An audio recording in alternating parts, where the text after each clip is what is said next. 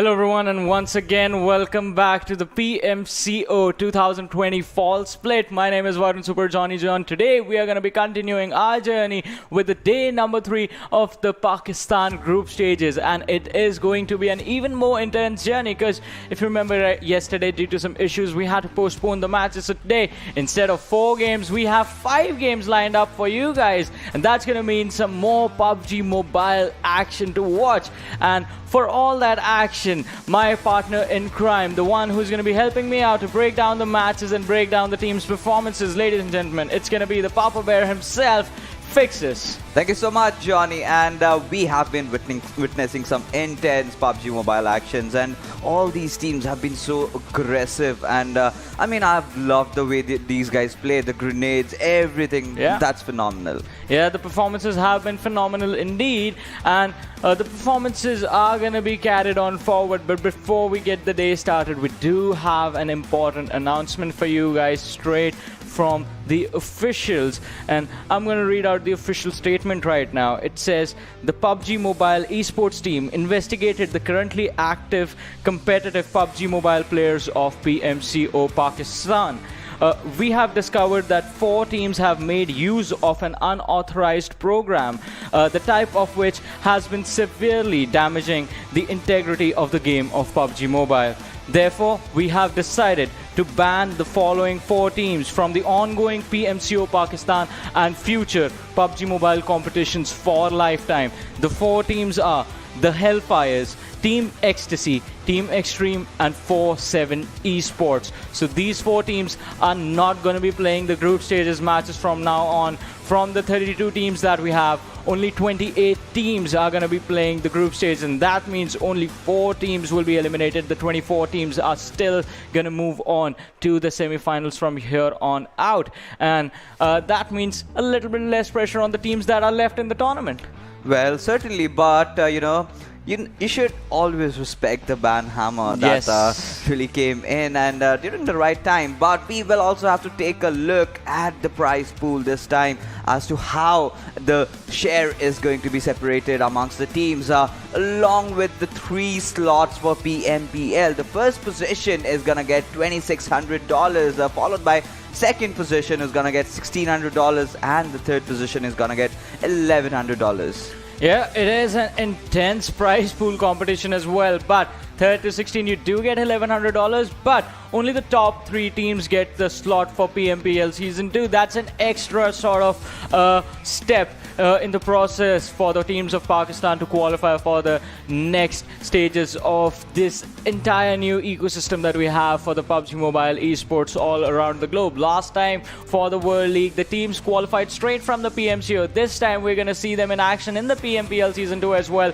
where they will face the teams from the previous PMPL, the PMCO from India and the PMCO from South Asia, the teams from qualifying over there as well. And how do you qualify for PMPL Season 2 and win the prize money for this PMCO? You do that by earning points in the matches that you play. So let's have a look at the point system as well, which has now become the tournament standard since a really long time. First position you get 20, second you get 13, third you get 10 points, fourth position you get 8 points, fifth position brings you 7 points, and so on. The points keep dropping. From 11 to 16 you just get 1 point for placement.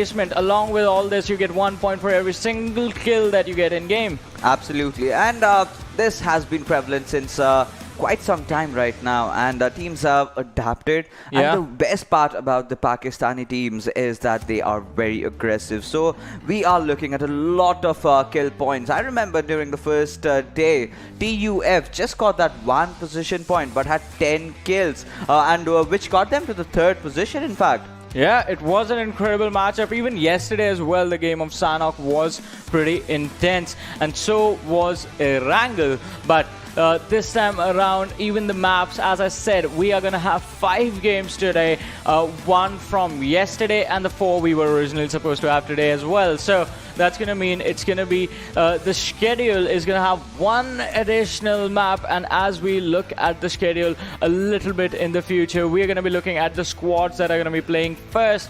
And starting things off right off the bat, let's have the Group A in front of us with TUF, No Rules Extreme, and Golden Stars remaining in Group A.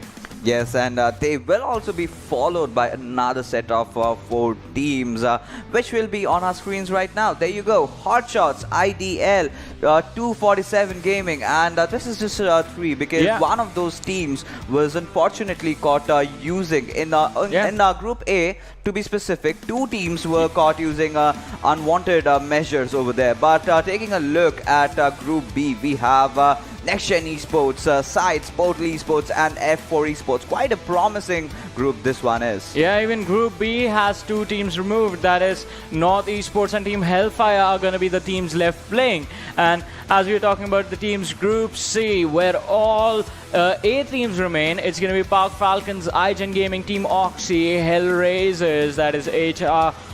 The first 4 squads, the next 4 are also going to be pretty intense, as we do see Team HFD, TeamOP, Team Bablu, and Exterminators in there. Yes, certainly. And but I also would love to take a look at Group D as well. But with that, there you go. riskOP, Team H2E, ZARAR Esports, FoolEsports. They've been also playing really well yesterday. And taking a look at the remainder of the teams over here, we have TeamPKVIRUS, Solo Esports, RDX Esports, Red Esports. I was sitting on the sidelines. I was watching that very intense Sanhok game where Solo did manage to get the chicken dinner, taking down the members of Bablu. But what an amazing game that was. Both the teams firing on all cylinders. Exactly. Everyone is firing on all cylinders. In fact, all 4 that they have in game. But let's now finally have a look at the schedule for the day, where the first game is going to be played on Erangel, second is going to be Sanhok, third Miramar, fourth Vikendi. These 4 games are going to be played by the teams of Group A and Group D. Moving forward, one game that's going to be transferred from yesterday, it's going to be the matchup from Miramar, which is going to be played by the teams of Group C and D. Yes, and the matches that were left away, we will be continuing and will be completing them gradually as the day goes. But, you know, today, most of the matches are going to be A and D, and there won't be 2 teams playing, so 14 teams would be there in the lobby, and that means we are gonna witness a early slow game. Maybe that's a speculation, because you know we anticipate according to maybe South Asia or India, but this is Pakistan region. We have seen this region go pretty aggressive right off the bat, but well, if you're talking in general, we might expect to see a slow game initially, but as the game progresses, after the 5th circle, all the teams are going to go all guns blazing. Exactly, it is going to be all guns blazing indeed. TUF is going to be stepping back onto the battlefield. Solo is going to be back in the action again, and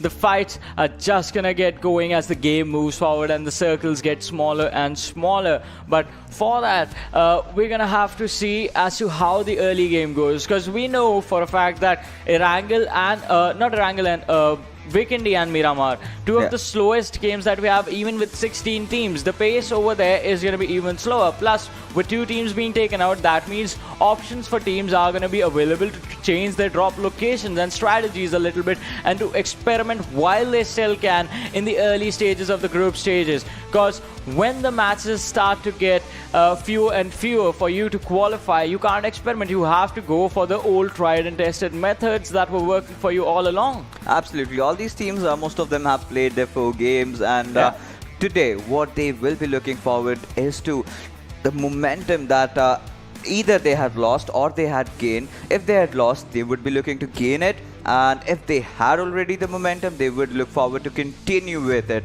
So we have to see as to how and where these teams are going to drop off. Will there be any early game engagements, or will we see some last moment fights? So a lot of action is coming up your way. Yeah, a lot of action is going to be there indeed. And in the last few days, we've had a lot of interesting circles on every single map as well. Be it Erangel, be it Miramar, be it Vikendi, or be it Sanhok. And that has been making matches more interesting for the teams, for us, and I hope for our spectators as well. Because earlier, during starting from the last PMCO all the way to the World League, it was like every single week you would have a meta for the circle set on the maps particularly, and the week would swap the meta. But over here, now in this time, like the meta, not the meta, but the circle points keep changing in every single game. I believe while I was casting the Pakistan region, Yeah. there exists no meta. It's Yes. just, teams with their weapons just going all in. And, I've seen a lot of people taking those flank angles, those grenades. Yes, grenades are definitely delivered to perfection. But I think it's more of the gunpowder that this region has. That's a speciality, to be honest. Because the aggression that we got to see yesterday from Team Bablu and then even Team Solo and so many teams stepping up, even from Group A where we have Team F4 also playing. Yes. So a lot of big names are being over there, and we will have to see if these big names, if these old guards manage to survive the onslaught of the new teams that are coming in. Exactly, especially with the old guards being split up everywhere. One big name you took was Team Bablu and F4. So F4, the story goes, it is the old lineup of Portal Esports now. The new lineup that you are seeing for Portal Esports, it's the original lineup for the Arcadians. Another good team that had an outstanding set of players and had outstanding performances throughout the history of competitive PUBG Mobile in Pakistan.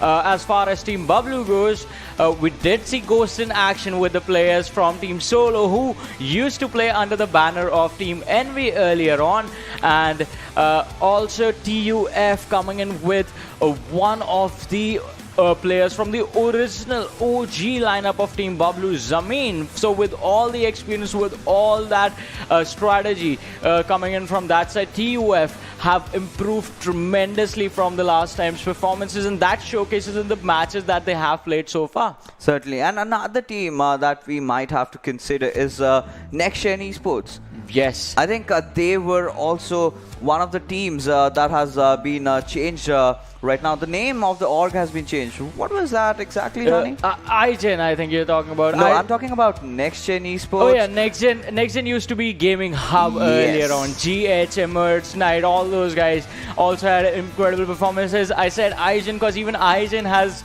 changed and are playing under a new banner. Earlier they used to be known as Fime. We were talking about Predator, we were talking about Motu.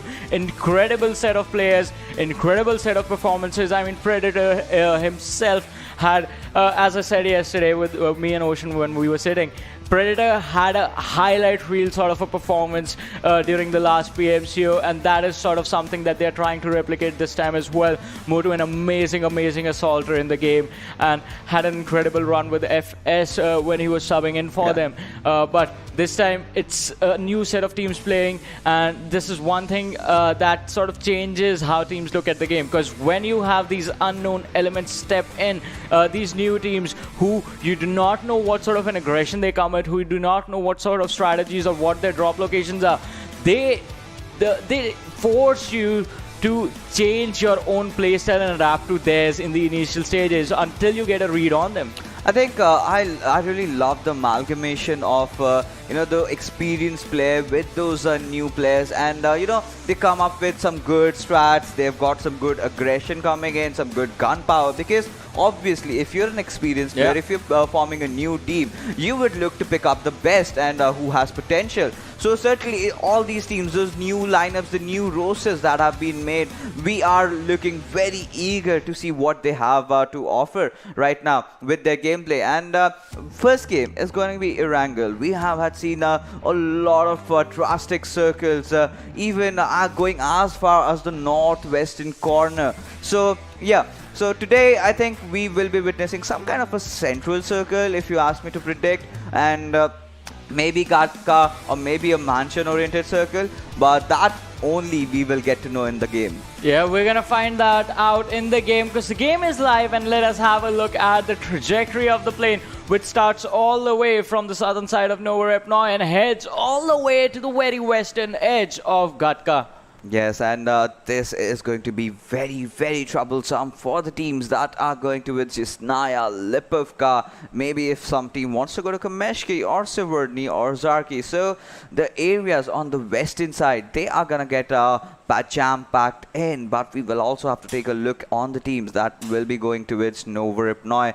There you go, Team IDL taking a drop over there. We also see the team of Solo dropping down at military base alongside 247, who is looking to head towards farm. Yeah, the farm area is also going to be an intense one because look at how you get surrounded, or if the circle moves to the southern direction, that is the time when you have an easy rotation to those bridges. But on the other side, you have Milta towards your east. Westward rotations are going to force you to go close through Pochinki. And if you decide to go north, there's the shelter mansion sort of a situation that puts a lot of players in trouble. But right now, we do see the squad of Solo go in towards the military base, along with two squads who have decided to land one IDL, taking the control of Novorepnoi, and squad number 7, that is ZARAR Esports, taking the compounds outside of the compounds between the Novorepnoi bridge and the Novorepnoi containers. Yes, and by the looks of it, they've got the highest point in this map right now, and they do not have the best of the loot, I would say. Just has a VSS and an UMP, so the damage coming in from the far would not be enough, or you just have to deal with the bullet drop that comes along with it. But ZARAR's Professor, he does look strong with those M4s and atomic gun pick, but I would really love to see as to where they're going to loot next. But if you take a look at the circle, like we predicted, it's a quite generic circle, somewhere shaping around the shelter or the prison area, and a lot of teams have to get inside the circle because we see a cluster of the teams amassing themselves on the western side. Yeah, the circle on the western side is going to put the teams in a weird situation now because there is a lot of water involved. I mean, the teams on the southern side, they can rotate through the Novorepnoi bridge, but collisions are going to be pretty imminent. And also, on the western side right now, there's one team sitting right in the center of the circle, that is 247. Other teams are mostly on the edge or mostly on the extreme western side. Maybe, and we will have to see that as to where the circle is gonna take the shift. But this was a good move coming in from 247 because they knew the zone has been formed. Most of the teams have opted to go towards the western side, and going towards Yasnaya certainly seems a good idea. It will be an easier route for them to make those rotations coming in. But if you take a look at Team Pool, but forget about them because Dino is already getting himself into action, taking down Zalal, and right now he is pushing in IDL, the team that had gotten the first chicken dinner. They are all hot-blooded right now. They know that they've got their enemies in the sides, and the rotation, the flanks are also coming in by the different players, and Hassan, Dino, even Moth has taken a right flank angle. Any moment he will also be joining the fray.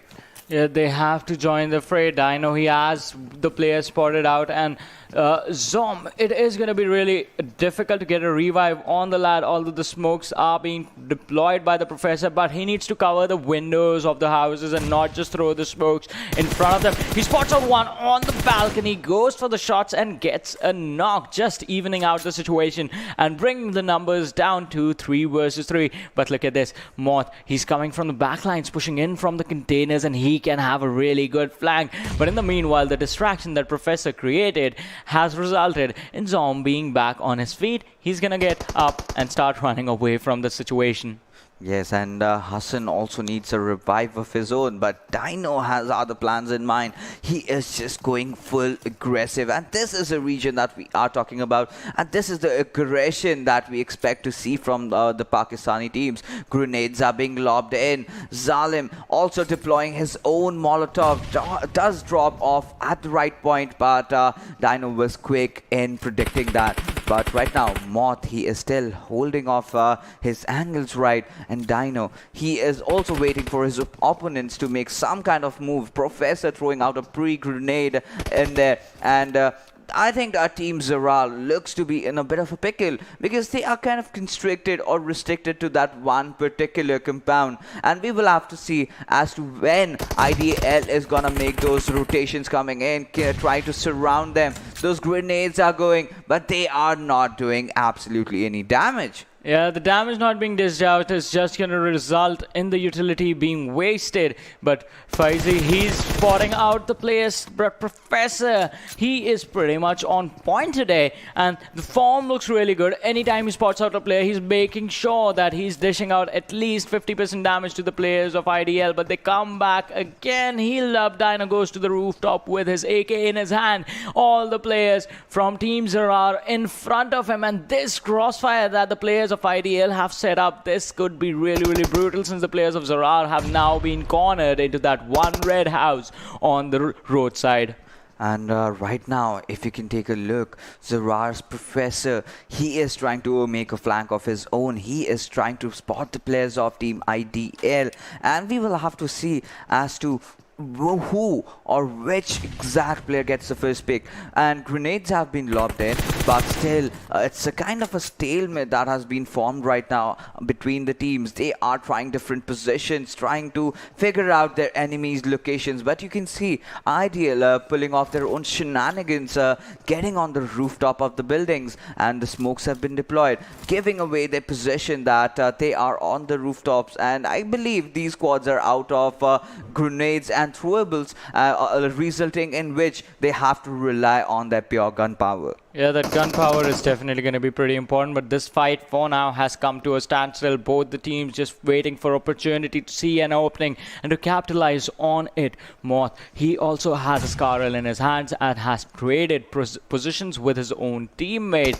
Dino, who we saw a little while earlier, but Hassan is going to be spotted out. Professor being traded out by the players, and that can be the opening that one of them was looking for, but it doesn't look like it. And the squad mates of ZARAR, they are going to be in trouble. Another one steps out. That was a bad decision. He's going to be taken down in an instant. Going out in the open without any smoke, without any cover. The punish is going to be pretty hard by IDL, and now they're looking to close in on the other two remaining players who are stuck on the first floor. We do see the players trying to somehow find a flanking position. Dino, this can be really risky. Smoking the windows so that he can deny the vision and the push information coming in. But Zalim and his teammate, they are now just going to be stuck. Yes, that they are, but right now you can see Deranged really trying his best to hold things down as IDL is marching on their front. Molotovs have been deployed. They do not have a lot of heals there. You can see just those bandages, and right now Orange has definitely spotted one of the players, but Fazi finishes off Theta in the process. So there is a one fallacy that Team ZARAR did commit, was not deploying the smokes while their teammate was knocked down. And Professor, he is slowly but surely bleeding out, and well, there you go. Fist coming into action. Professor has been finished off. Right now, Dino has to go in. He has to push, but alongside, he also needs the help of his teammates. You cannot just go one man in and expect to wipe out unless you're just amazing, which Team IDL is. But still, if you've got the players who can come for your backup, you should definitely opt for one. You definitely should go for it. But now Faizi with a nade. He's going to be spotted out, and he's going to be knocked out as well. Deranged with that Uzi is pretty deadly, especially since now you can use the red dots and the hollow sights. IDL, they just might be in trouble because the same mistake made by the players of ZARAR has been made by Faizi. It's going to be really hard to get a revive up to him. If the players from ZARAR can throw a nade on the rooftop, they can get that early easy finish. But Deranged, he's going to reach the rooftop, and he can then spot out and finish off the player who goes on to go for the revive on Faizi. And it looks like it is going to be Hassan, while Dino and Moth are just going to stay and keep these two players cornered. Alright, if a fight gets extended for first 10 minutes of the game, you do not have enough loot to go for this extended fight. The armors are not going to be there. I mean, Deranged does not even have a armor. See, the players are missing helmets as well. Plus, how much ammo did you get in the early game? Zalim is going to be dropped down. Just one man left standing, and Dino, the call comes in. The rush is going to be there. The finish is going to happen shortly as Deranged is going to try and protect himself on the first floor of this house with the Uzi in his hand. Goes for the fight. Gets one. Cannot get the second one. Is going to be finished off by Moth, who just charged in behind his teammate. And there we have the first team being eliminated out of these 14 squads in the server. Absolutely, a very, very good outing coming in there by Team ITL. But I completely agree 100% with what you just said. This fight was so prolonged and so extended that now players barely have any loot for themselves, and now they are in a bit of pickle because they have to also get inside the circle. Thankfully, they did not have to deal with another bridge camp, but they will have to find a position in some good high-rich compounds. And by the looks of it, we might get to see something coming up around the shelter area, or if the circle plays a curveball, might go down towards Milta maybe. But there you go, the first airdrop coming in, and we do have AUG, a weapon that people usually use to go for those mid to mid-long range sprays, and it really controls things off. But you know, what is the trading factor of this weapon is, I somewhere feel the fire rate of AUG is considerably lesser compared to the similar compatriots of SCAR-L and M416. Yep, the combo does look pretty good on these lads, but they're going to have to be patient because now the squad of GS, they are holding in the middle of nowhere in these certain compounds. They do not want to step out right now in these open lands because that's where we see most of the teams get picked off. The squad of FoolEsports in front of us yesterday had an amazing game on Erangel, but let's see if they can replicate the same play style today right on the northern edge of the circle. For now, they're going to have to find a way towards the center, be it the shelter prison or the Milta area. And 247, this team who looks really promising is very aggressive, and we have seen a lot of wonders being committed out of them. But if you talk about the center of the circle, we will get to see the third zone in a couple of seconds. But I certainly believe this zone maybe goes somewhere between shelter and Milta. And all the teams have started lining up, have chosen their compounds, and there you go. Okay, that's a curveball going out there, but most of the teams are definitely gonna be happy because western side you have Team H2E, you have Team Golden Stars, even we do see Team Risk, and also Team Solo is present as well. The second airdrop has also come in, which contains the M249 with those 100 bullets, level 3 helmet and vest, and a suppressor for the snipers. So anyone having a bolt action must definitely be happy. Also, I'm regretting opening my mouth about the circle and the teams rotating, because the circle just made a drastic shift towards the western area. Just left completely avoiding the eastern part and all the areas with any sort of cover for the players. Now the circle is going to be out in the open. That means the teams are going to be in trouble, as we do have the squad of North Esports trying to spot some of the players. They're holding out in some bunkers in the shelter area for now. But this is going to be a tough rotation, and as I say, that squad number 18 just spotting out a few players who were in the process of rotating. The shots were being fired, but not enough damage being done. Alright, enough damage being done to blow the vehicle of Zameen from the side of TUF and finishing him off instantly. And there you go, Venom from TUF has lobbed a grenade onto its members of Team 247. Umi going for a flank on the right-hand side of Venom. But looking at the position of Team TUF, they are kind of playing defensive right now, not going on the offensive as of now. But there you go, another team also joining the fray. They are looking to get aggressive, but that's a good call out coming in from the players of TUF. To decide and back out from this particular fight, because right now you've got another team just on your left hand side, and even if, let's just assume that there was a fight going on between these two teams, the third team would have definitely backstabbed from behind, would have benefited. But right now 247's gaming has spotted down these players. He knows that there is some whispers happening on his left hand side, and he will definitely have to keep his guards up. Yeah, the guards are definitely going to stay up. No shields are going down away, as these teams are going to be forced to stay prone down in this open area. There is absolutely no way they can avoid these fights. 247 might be able to, but TUF and the squad that is right in front of them, they are going to have to fight it out.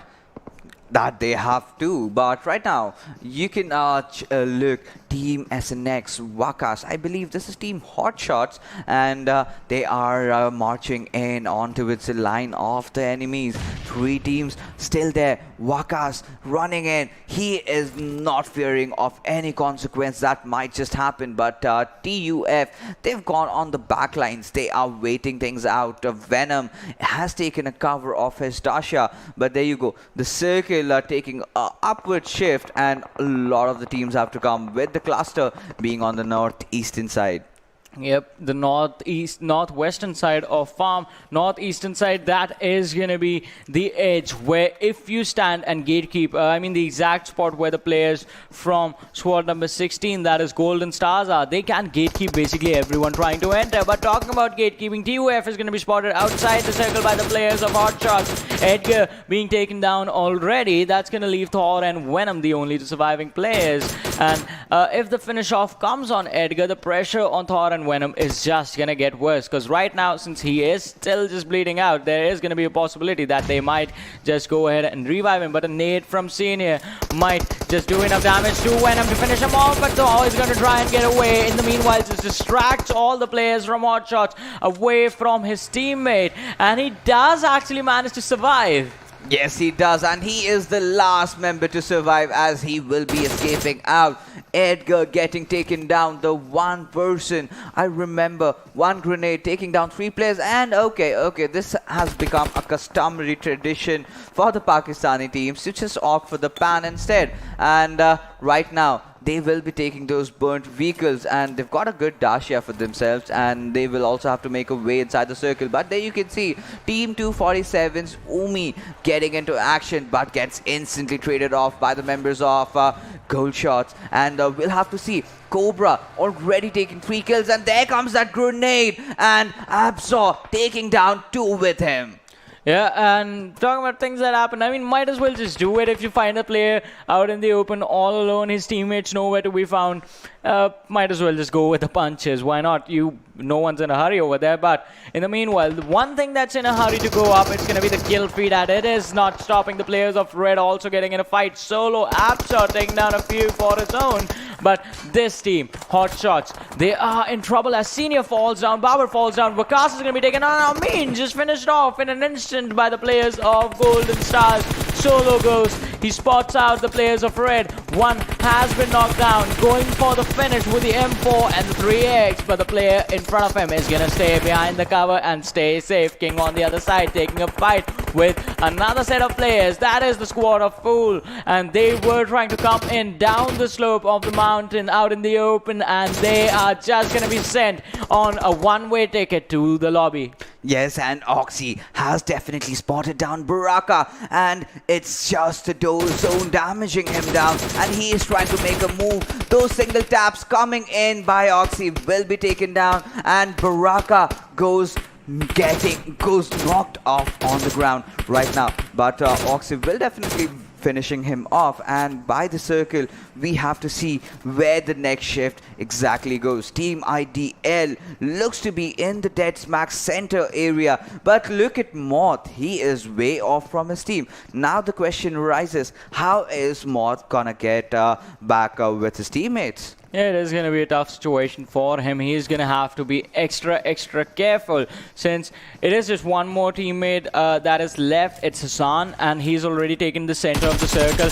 But on the other side, we have squad number 15 who are just going to go for the finish on Faisal as well, and Hassan is going to be taken out. Moth and Dino, the 2 players surviving outside the circle right now, they are going to be in a really bad situation. It was risky business going for a 2-2 white split, but another risky business was for TUF Thor when he tried to escape. Now that squad is going to be taken out. After taking some damage from the rear, and he is just going to turn around, fire those shots on the squad of No Rules, dishing out the damage. In the meanwhile, Solo King was knocked down. The smoke is going to come in behind the tree, and the revives are going to happen. Yes, revives are going to happen, but Psych really needs to hold up to his ground, because any moment the players from No Rules are going to get aggressive, and IDL is also in a bit of a pickle right now as they are taking shots from elsewhere, and they have to get inside the circle. Talking about teams being inside the zone, that that has to be team number 10, that is Team Solo, alongside team number 5. But right now the fight is gonna break down. Psych has lobbed a few grenades down onto the shack, but we will have to see as to when they are trying to go in for the push. But 247 Gaming from behind, taking a lot of dishing out a lot of damage, in fact, on the members of Team Solo. But I think Ghost was right on time to dodge it, and there goes that grenade. Is it going to connect? No, does not do any damage at all. But Golden Stars, they are looking really promising. 8 kills already for themselves. Solo needs to create some kind of a smoke cover for himself, and Norul Samurai still holding to this little shack and have defended it well so far. Yeah, they have defended it well indeed, taking it over from the squad that they finished, and Samurai's nade is actually going to take down one of the players from the side of Solo. This is incredible what we are seeing from this team, Team Solo. They are fighting 2 different fights, in fact 3 different fights at the same time, but that is why they are falling down right now. Apso was also taken down. King left standing. Can he take the fight? We're going to find out in a little while as damage is going to be dished out. H2E, Dread is going to be taken out of the game. Gamer X and the squad is going to try and save their teammates as he manages to come on top of the ridge and is going to get a revive slowly and steadily. But Solo, they're going to have to climb up a huge mountain wherein the players of no rules and the players of H2E are going to be waiting for them, and Risk from the back lines drop another one. I believe Golden Stars is at the best point in the circle right now, because the position, they've got no one behind him. They just got one player from 247 Gaming with which they can deal with. But if you talk about the shift that the circle has made, Team Risk definitely will be the happy men out there. 247 Gaming taking down one member over there, and right now Golden Stars Oxy, he knows the position of 247 Gaming, and any moment he might throw that grenade in. Team H2E definitely being the happy team out there, having all their players intact with 6 kills. Yeah, the 6 kills are definitely going to give the player a boost of confidence.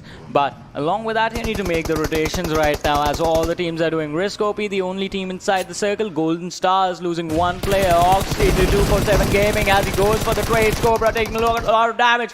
And what just happened? 247 Gaming just taking down the entire squad of Golden Stars all alone. Whoa. Whoa, whoa, whoa. I mean, that was unbelievable clutch. Of course, we have to give some kind of criticism towards how Golden Stars approached there. That was definitely their fights. They missed a lot of shots, jiggling around, but the crosshairs not being on the center. But talking about teams on the center, we still have Team Risk, but Ghost takes down members of Team PKVIRUS, and Ghost will finish him off. And with that, Team PKVIRUS bites the dust as they get eliminated from this game. No Rule Samurai, Ronnie is marching down south, and he has spotted Dino. Any moment he can take a few shots, but Solo's one member, Ghost, is still alive and kicking. And if Ronnie is oblivious of the fact, he is gonna get punished. Yeah, the punish is definitely going to come in. Idle Dino, we do see him running, but Ronnie does spot him out. This is going to be intense. This can happen at any moment. He has his teammate right behind him who has been knocked down. Samurai is just trying to somehow reach the top of the ridge, which he does, but now Ronnie runs behind him. A risky move indeed, because now he has exposed himself from the front lines and the back lines. That was indeed a bad decision. Now he's going to have to take the fights. He's going to have to run in towards the circle and force these fights for himself. 247 Gaming is going to be finished off and kicked out of the game. 5 teams remaining, 18 players alive. Ronnie fires the shot, but the kill is not going to be confirmed as Dino picks it up. Dino dropped down to around 60% health, is going to run up the hill where the squads of riskOP and H2E are waiting for them in an instant. We have 3 teams remaining, 7 players alive. riskOP in a really good position at the center of the circle. H2E as well from the edge. They just have to fight in a single direction, take down the players of Risk and take down Dino before that, as he is going to be the last man surviving for his team with 10 kills already confirmed for this side. Dino, he is the last survivor. The team that started off in Novo Repnoi, took 4 kills out there, took a squad wipe, and came inside the zone, and they have managed to survive so long, and he's finally got his loot that he needs. But right now, Team Risk looks to be in a bit of a pickle because they have dropped a few smokes, revealing their position out there. If Dread throws the grenades right, he might just be able to knock down a few players left, right, and center. But right now, Dino is creeping, he is crawling, he is an assassin at this point, and any moment if he finds members of Team Risk, I believe he is gonna control his horses. He is not gonna fire that trigger. He is waiting for Team H2E and Team Risk to go against each other, and I guess Dread has definitely spotted down Dice, and any moment if Team H2E's Dread's smokes and grenades are correct, he can get not just 1 but 2 or 3 knocks. Yeah, the knock shall happen shortly, but Wolf with the ghillie suit is not going to be able to use it that much in this area since the terrain is a little bit shady, and he's going to be able to spot out. But Red from the backline is going to be dropped by Dino. Dino is using the third-party tactic quite efficiently, but he's going to be taken out of the game, and that just leaves us with riskOP with a complete man advantage to themselves, and they realize it as well as they charge in to try and finish off the last player from H2E, hiding in the wooden shack. Takes down 1, the car being stuck on the entrance, and the player is just standing and waiting for him to come out, and he steps out. He is going to be finished off as riskOP take the very first chicken dinner of the day 3 match number 1. Well, I gotta ask you this question. Was he mocking around, or what was he doing? I mean, he just stepped right out of his vehicle and he was like, hey, try your shots, try your best, try to shoot at me, and then the teammates just followed and finished the game off over there with Team Risk getting the winner chicken dinner. See, even if that was mockery, that was a pretty risky sort of BM, because had he been taken down through the small gap right in front of him, it would have been trouble for his team. The player on the opposing team might as well just gone for the YOLO play and try to clutch out the remaining 1v2 situation. But riskOP, he had trust in his teammates, and also blocking out the entrance time in 1 Molotov would have done the trick over there. I mean, I would have loved to see this fight could have been if it could have been prolonged. You know what really happens? Just block them off over there, just burst your vehicle and then throw that Molotov. You know, you get to see that satisfaction of your enemy burning down, and as he burns down, you are inching close towards a chicken dinner. That certainly did not happen here, but because the enemies were too restless. I think the winning team, in fact, was too restless. But we gotta take a look at the MVP of this game, and that is gonna be Dino. Yeah, his team had 11 kills in total, if I'm not wrong, out of which 8 went to him. Along with that, 25-minute and 1 second survival time, like 25+ minute survival time. That is incredible for a solo player. And considering the fact they went for a 2-2 wide split, wherein we did see Dino and Moth being separated early on. They had been fighting from the early stages. Total damage done 1350, distance covered 5.67 kilometers. Started the match all the way towards Novo Repnoi, wherein the first fight that we saw was from this squad against the squad of ZARAR. Yes, certainly. IDL, this is a team that has to be reckoned with, because the way that these players are playing, if imagine a situation in which Dino would have been with his teammate and they could have held their grounds, and maybe in another dimension they could have got the chicken dinner in this one. Yeah, they could have gotten the chicken dinner had the players just stayed alive towards the final circle, but this was an unfortunate situation. You were supposed to go around.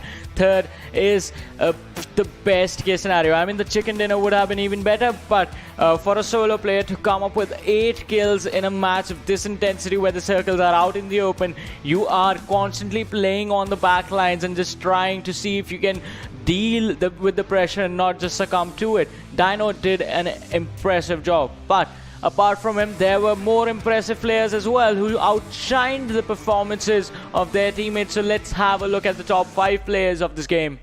And there you go. Dino is being followed with Golden Stars Cobra, who had a very good initial outing before getting 1v4. But yes, Dread also did put off a good show. 5 kills coming up for himself. 247 gaming. This is the guy who really took down the whole squad. and we have AK over there with 3 kills as well, 465 damage. So like we expected, a very aggressive outing from all these teams, just relying on pure aggression into getting themselves the chicken dinner. Yeah, the aggression was definitely required in this matchup because the next one is going to be Sanhok. It's going to be a little bit more aggressive. And this circle, I really like this one. The northern side of farm or anywhere around the farm area or the Gatka area, because those open areas just forces the players to be a little bit more tactical and to be a little bit more conservative with their smokes. That is also utility that is pretty important. In those open area circles, you need to use those smokes to make covers for themselves. This time the ridges did come into play and we saw the teams fighting around those ridges. But let us now have a look at the game standings and see how much points did the teams actually get for themselves. As riskOP with the chicken dinner sitting on 26 points, followed by Team H2E 22 and IDL just closing out the gap with the 11 kills that they had, 21 points in total. Also, an impressive, mind-blowing performance from Golden Stars, who had a really early exit in the game, but still the 12 kills bringing their total points to 16. Golden Star were looking really good initially, like you said, 12 kills, and that was a sham that they got taken down by just one player. But credits to the members of 247. But taking a look at the bottom half of the table, we have ZARAR Esports, courtesy of some wrong decisions, they got taken down early. FoolEsports, we did have a lot of expectation from this team as well, but it could not really rise up to the occasion. TUF being the ones who were unlucky in that trifecta of a fight that we had. But we are yet to see a lot out of Team Red Esports for now. I mean, I already called it the situation TUF was in. They were in a bad situation wherein they were the only option left for their opponents to fight. With 247 Gaming, they were on the other side of the ridge and they had vehicles as well, so they planned to get away. The players of TUF were spread apart. Zameen had already been taken down. The open rotation, him being caught off guard, put the team in a bad situation. The bad situation just getting worse and worse as Thor was the last player surviving for the squad. Yes, and I believe, Johnny, they could have just retreated, could have just moved along with their teams. Rather, they decided to stay on the back lines. If you remember, initially it was just 2 squad. I think it was 247. It was 3 over there. They were later joined by a 3rd squad. It was originally 3 squad, I'm including TUF in there. Yeah, TUF was initially over there, but then another squad came in, and that's when they backed off, but they had not left the area. Had they left the area, they could have taken a vantage point, or they could have gotten themselves in the circle, because where they were caught, they were not in a position to fight at all. Just that one member surviving and escaping, and he got picked off. I believe they could have actually fought that out just because the other team got the advantage in the fact that they were the aggressors. They had the higher ground as well. They took the higher ground just to aggress, and because all 3 of the teams were trying to play around the ridge that was in between them, and this one team, TUF, and the other team, I think it was HotShotSs, if I'm correct, and 247 Gaming was there on the other side. So TUF and HotShotSs, they were on one side of the ridge, just a slight curve separating them, and 247 was on the other side, separated by both these teams with their vehicles. When these 2 teams decided to fight, 247 just took that opportunity and they were like, alright, we're out. And that's what happened. That was smart. That was smart. That was smart. But you know, you gotta be doing more than just being smart. You have to make your rotations right. You have to get inside the center of the circle. Talking about the circle, we got a very even shift in those early phases of the game. But then the circle took a curveball. Initially, we had anticipated somewhere the circle to be shifting around the shelter area, but it just went southwest, and that's the point when teams had to make those rotations coming in, and a lot of teams were taken down. Let's talk about the team Golden Stars. They were playing the edge for a really long time, just being the perfect gatekeepers. Yes, that they were doing, and that's the reason why they got those 12 kills. And this was looking a very promising game for themselves. They had all their players intact, but it was just that one player, 247 Gaming. He just finished out. He just annihilated the whole squad. He was so fearless over there. Yeah, and incredible moment to step up big as well, because his entire team was on the verge of extinction before that fight. the squad of Golden Stars actually managing to pick up the other 3 lads, and gaming the last player surviving in a clutch moment just steps up big time for the team, helping them survive. But by that time, I think Golden Stars, they had pretty much done enough. 12 kills in a game. You already have a lot of average points, because that's the thing. When you're playing a lot of matches, it's not about getting those. I mean, getting chicken dinners in every match is just going to be a record of some sort and an incredible performance. And you need to try for those chicken dinners. But you need to focus more on the average number of points that you're picking up from the game. Yeah, certainly. But, you know, in Golden Stars, the situation is different right now. I'll tell you why. Because see, they had all their players alive. They were in a good position. It was just a 1v4 situation. And we did take a look at the fight, right? Yeah.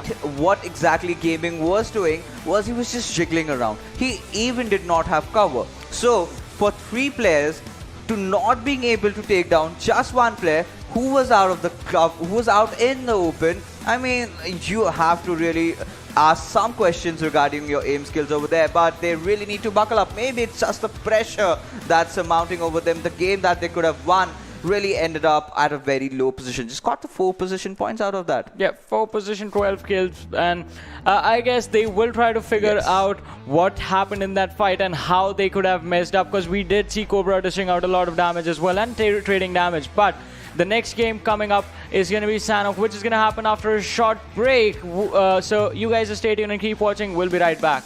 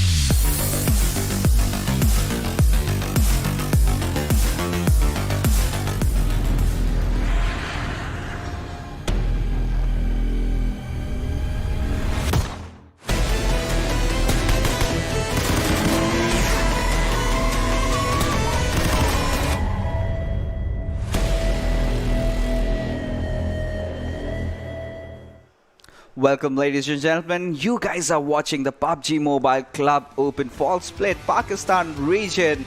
And look what we have here. Look who we have here, rather. Let me introduce you to my co-caster this game. That's going to be Shivans, also known as Phoenix. So, heading on to the matches, we have Sanhok right now. The first game was won by Risk. So, Shivans, what do you expect from these teams playing in Sanhok? First of all, thank you for the introduction, Fixes, and I'm very excited because the team Golden Stars and H2E, they showed a very nice game, and riskOP got the chicken dinner. They showed the perfect dominance and they know what to do at what time, and they take the risk, and Zone are preferring them, which is the best thing for them, and I like that. Absolutely, and in Sanhok we know it's gonna be a very fast outing from all these teams, and I really look forward to a few teams that could not really perform in this particular game. But let's head to the game without any delay, and let's look at where the flight path trajectory is heading towards. And by the looks of it, it's going from Mong Knight towards Camp Charlie, a 4x4 map where teams are not gonna have any problems in taking their drop.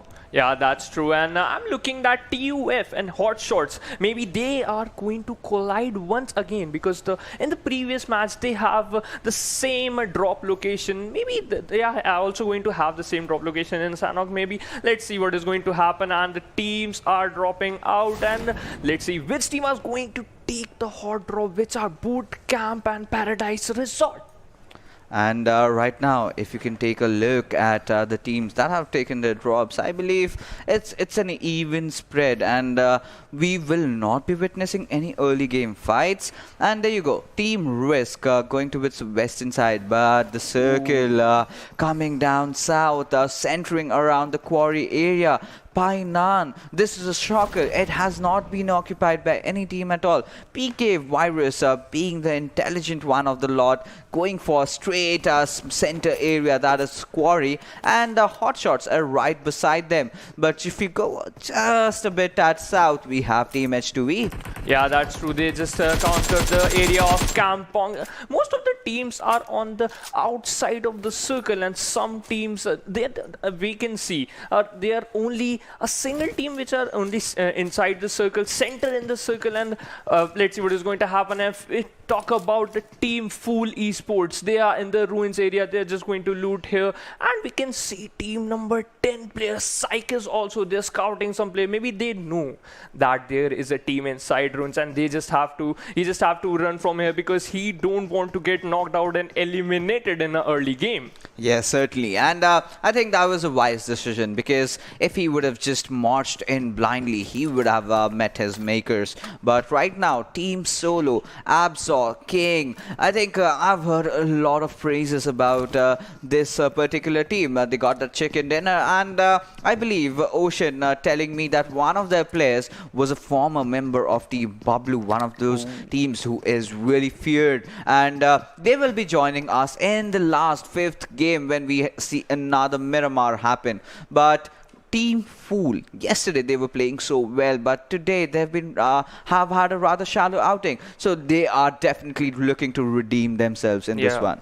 Absolutely, they just have to be the best and prove that why they have the knowledge and what to do at what time. And if you look at the team number 10 Coast, they have a wide spread. Players are spread in most of the areas. They have a 1+1+ spread. I don't know about them. Let's see what is going to happen. And I'm looking forward to riskOP. If they got another chicken dinner in Sanhok, the lead is going to be a huge amount of lead, and I'm very excited. And if we talk about team number 9, they are inside in center of the zone, and team number 18 as well. They're having an upper hand if the zone is going to be centralized. Yes, certainly, and there you go, Team Red, a team that I initially said that I will be looking at how they're gonna play, but they have, by the looks of it, spotted the players of 247 Gaming. I guess they're just oblivious of the fact that it is 247 Gaming. They just know that there's a squad. But talking about fights, you can see Rathor from PKVIRUS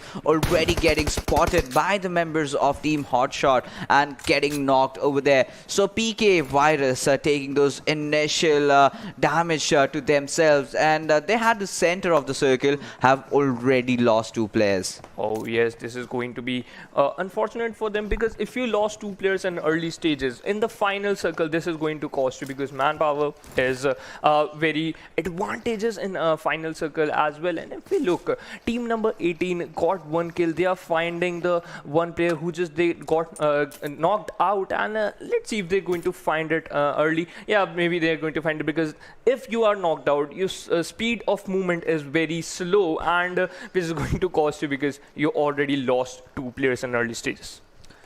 Yes, and we will have to see in the quarry region what is going to happen, because there comes, I guess they are just going in for the finish on towards Rathor, and Amin and all the members of Team HotShot are looting the things around. And there you go, the crate has been made by Wakas, and he'll just loot whatever Rathor had looted initially. But you know, talking about the other teams out there, we do not see them to be in the nearby vicinity. However, I can see Risk, who have had dropped off just beside Paradise Resort, are coming inside the circle, and this can be a revenge for Team IDL to eliminate them in the early stages of the game, and just you know, reduce their chances of trying to take the lead and take the first position on the overall standings. Yeah, it's absolutely, they have to find them, but spotting players in Sanhok is quite different if the opponent are going to get thrown down, because this map is famous for the snakes. And if we talk about team number 20, they are outside the zone, team 247 Gaming, and they showed a very nice game in early in the previous match, because 1 player just eliminated a whole squad of 3 players, which is very amazing as well. And if we talk about team 18, they are inside the quarry. They're just looting some open warehouses and collecting some utilities. And if we talk about the team from Pakistan, they uses utilities in a very efficient way, because nades, they throw nades in a very amazing way that they can get 1 or 2 knocks instantly.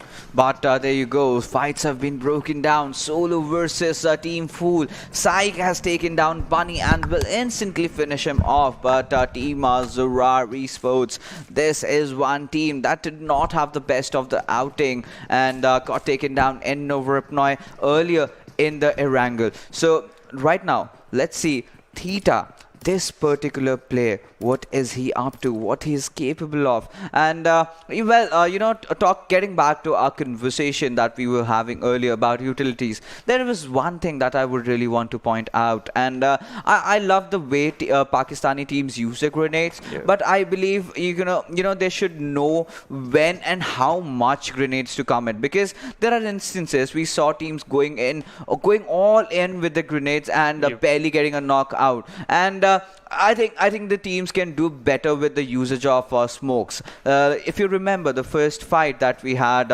between Team IDL and ZARAR, the first player was knocked down, the second player went right in the open. He did not deploy a pathing smoke, and as a result of which Team IDL got 2 knocks, and they just had to push. They knew that this was their game, this was their fight, so they pushed, and as a result of which Team ZARAR was eliminated. So those things are very, very, you know, necessary for the teams to understand. And in this game of Sanhok Phoenix, we do also realize the fact that you tend to get a lot less utilities. Yeah, that's true. And if we talk about maybe ZARAR Esports are going to cover and study the game which they did mistake in the previous game.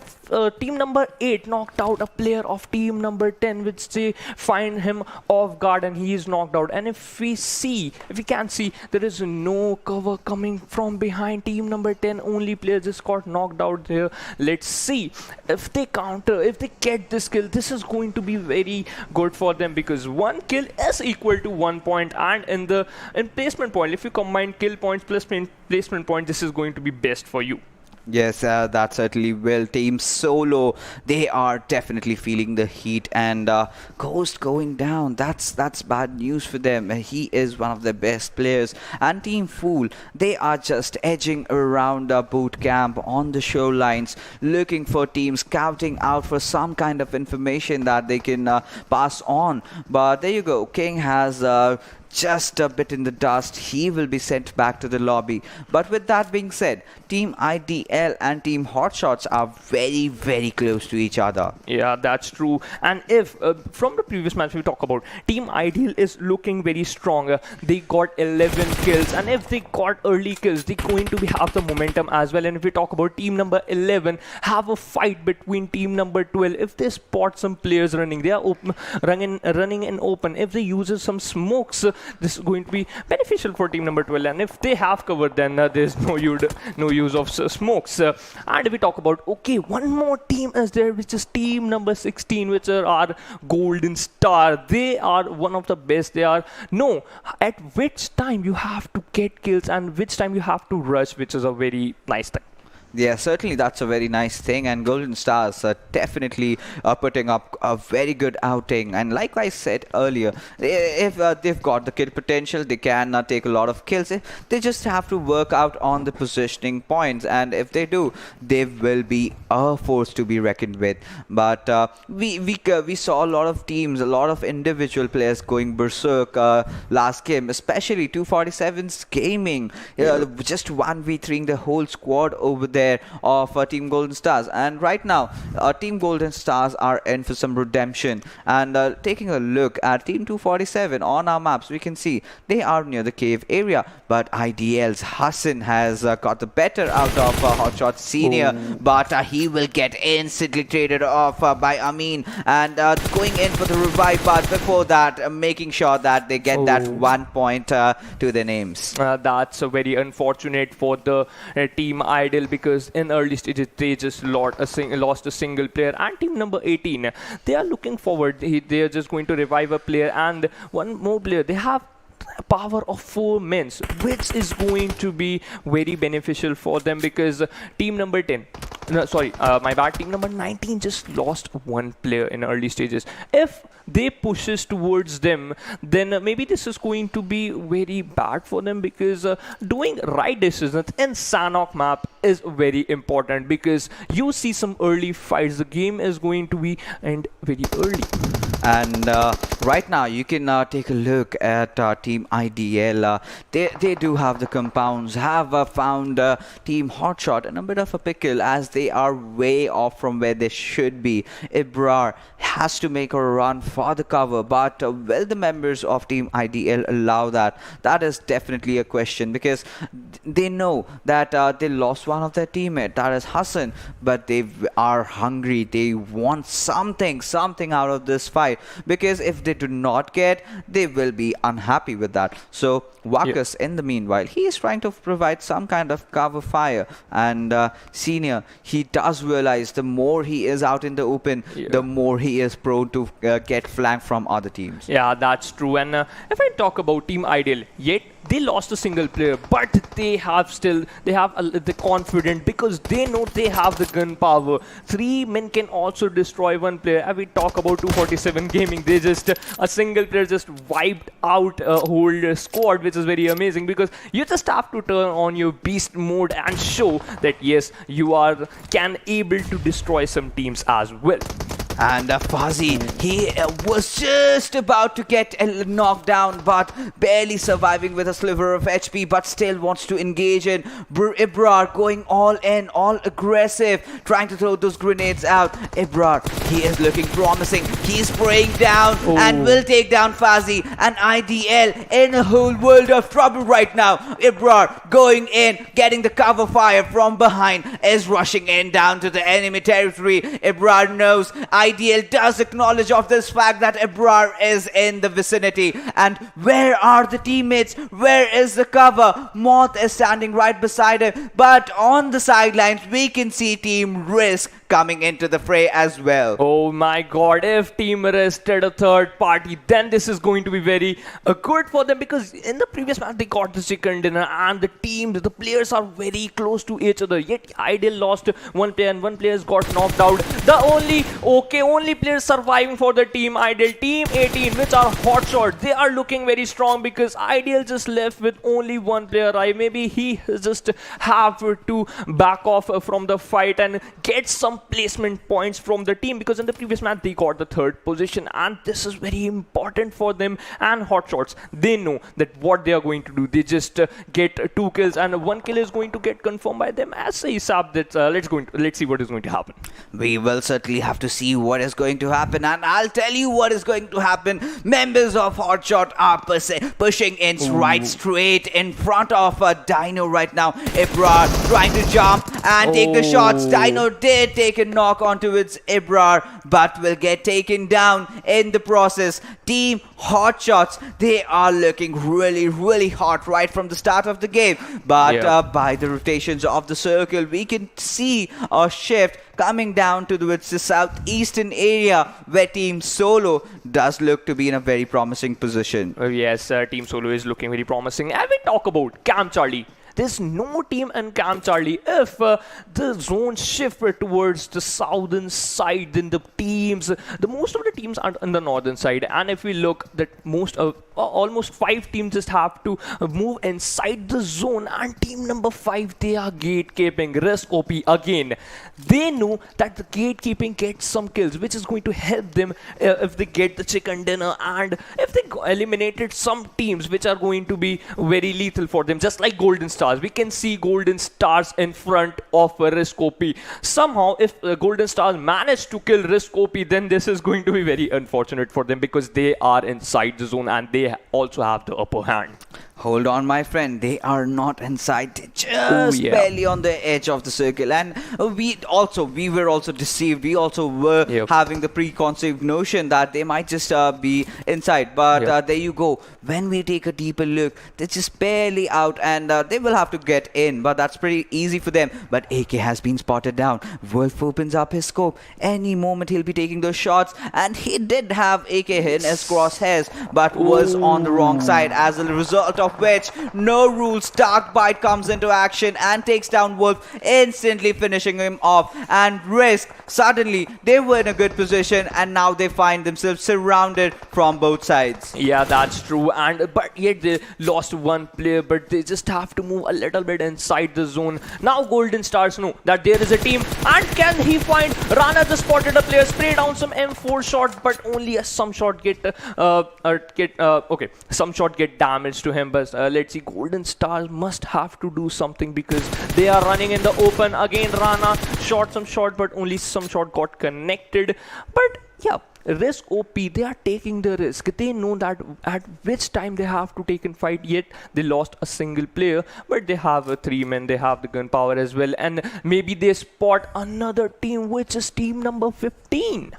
And Risk, Dice, he is in a dire situation. He knows that enemies have come in from behind. And that's the beauty of Sanhok. I will not scoff about it, because we know players tend to get third-partied a lot. And by the looks of it, we can see Team RDX, one of their players, taking down another team out there. Danny does spot down members of Team Red. Anubis taking a lot of damage, and will barely crouch down in the right nick of time just to heal up. But ZARAR's D-Rage, he opened up his oh my goodness, look at the HP that he had. And Theta, he's also taken some damage, but Zalim gets a knock for himself. And we will have to see Golden Stars, how are they gonna make their way inside the circle. AK has already been shown the road to the lobby, but Daniel, Oxy, and Cobra. These three players remain, and right in front of them are the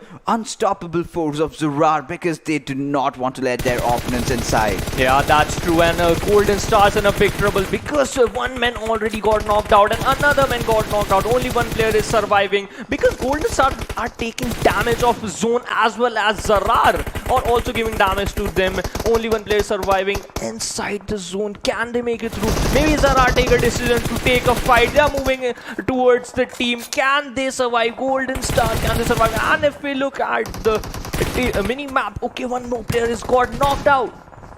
And by the looks of it, ZARAR's gone all in, and they do not have any intentions as to let Golden Stars get inside the circle. But we can see Samurai taking the best out of Team HotShotS, Bilal Amin and Ebrar, and he is surviving alongside Senior from Team HotShotS, and we'll have to see what happens.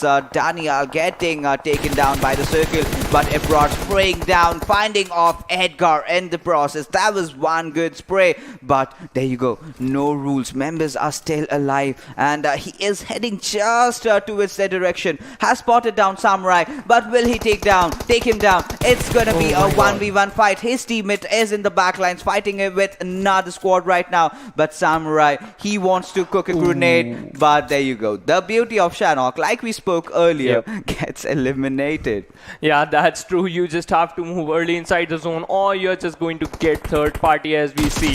And Team H2E again trying to show the domination. Only one minute surviving. Maybe his spot on a player of team number 2247 Gaming, which is a very great team and a very nice gameplay we can see from team number 247. H2E, sorry, my bad. Maybe he's just healing up. He maybe have to give a revive to his teammate because, okay, he's just giving a revive to his teammates. Maybe two men is going to be very good for them because H247 player is coming towards them. Can he make it to H2E? Got killed, eliminated team number 247. Team 247, sorry. Well, Dread really just showcased how do you aim with your AK-47. You open your crosshairs, but look at Ebrar. He's gone for the one, he's gone for the second. He has eliminated the entire squad of TUF before getting picked off himself.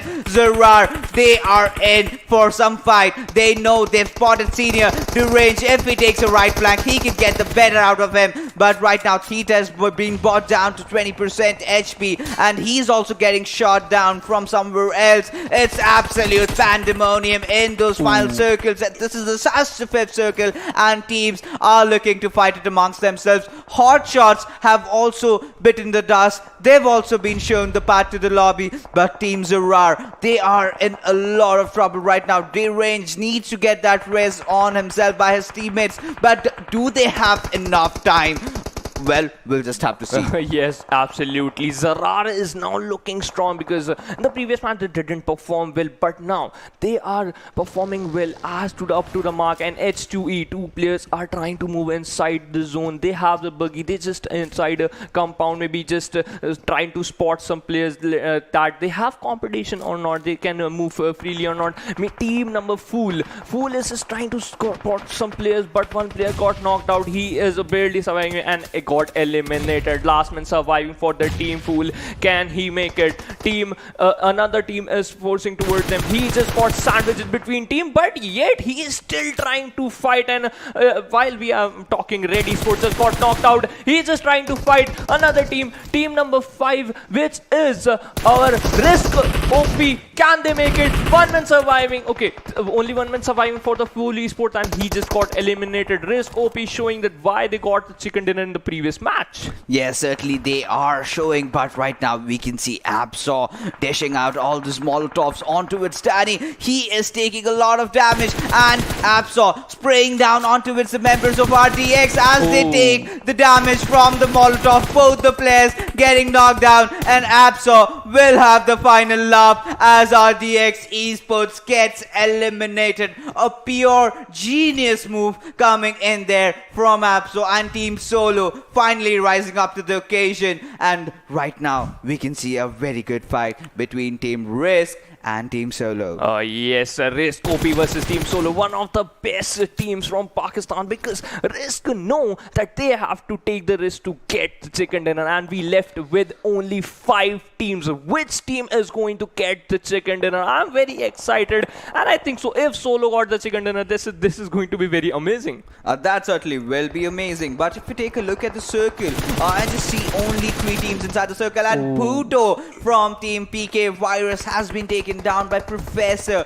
Instantly, he will be getting the revs coming in from Raja, but the push is already on. The res is there, but will he be able to heal up in the right nick of time? Raja instantly backing down because he can anticipate a few grenades coming in. But there you go, inside the circle, these 2 players remain. But Team ZARAR, they have also joined him, and PKVIRUS throwing out the smoke to try and confuse their enemy as to not let them push. But Zalim has been spotted down, will get taken down by Bhuto. Last remaining player is Professor. Is he gonna do something really classy? But Professor just sprays down on the players of Team Risk, getting himself spotted down over there. Now he is surrounded from both the sides. Any moment members of Team PKVIRUS can just make that push on towards him. But right now they initially want to just finish off Zalim and then get done with their business. Yeah, that's true. And ZARAR Esports, one player is taking fight from the Team PKVIRUS, and another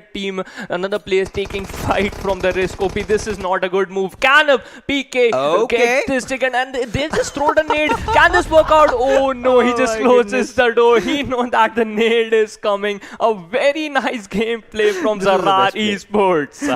This was the best play. You know a grenade is coming. What do? Just shut down the doors. I mean, well, it's not a Molotov that can just break through the door, but yes, I love this. This is what you expect from the Professor, being the absolute genius that he is. But right now, PKVIRUS Raja is in for a prowl, and Team ZARAR's one of those players, Zalim, who was initially knocked down by the members of Team PKVIRUS, has been finished off by some other squad. And by the looks of it, Team Solo look very promising as they find the members of Team Risk. But will they be able to finish them off? Only time is gonna tell. Okay, let's Solo know that they are going to push toward, because they know that Risk is there. If they are going to eliminate the Team Risk, that they are going to get a upper hand. They can get a higher position than him. But I don't think so that Team Solo just got knocking out, and yet they just got PKVIRUS just got eliminated, as well as Solo Esport. Risk versus ZARAR.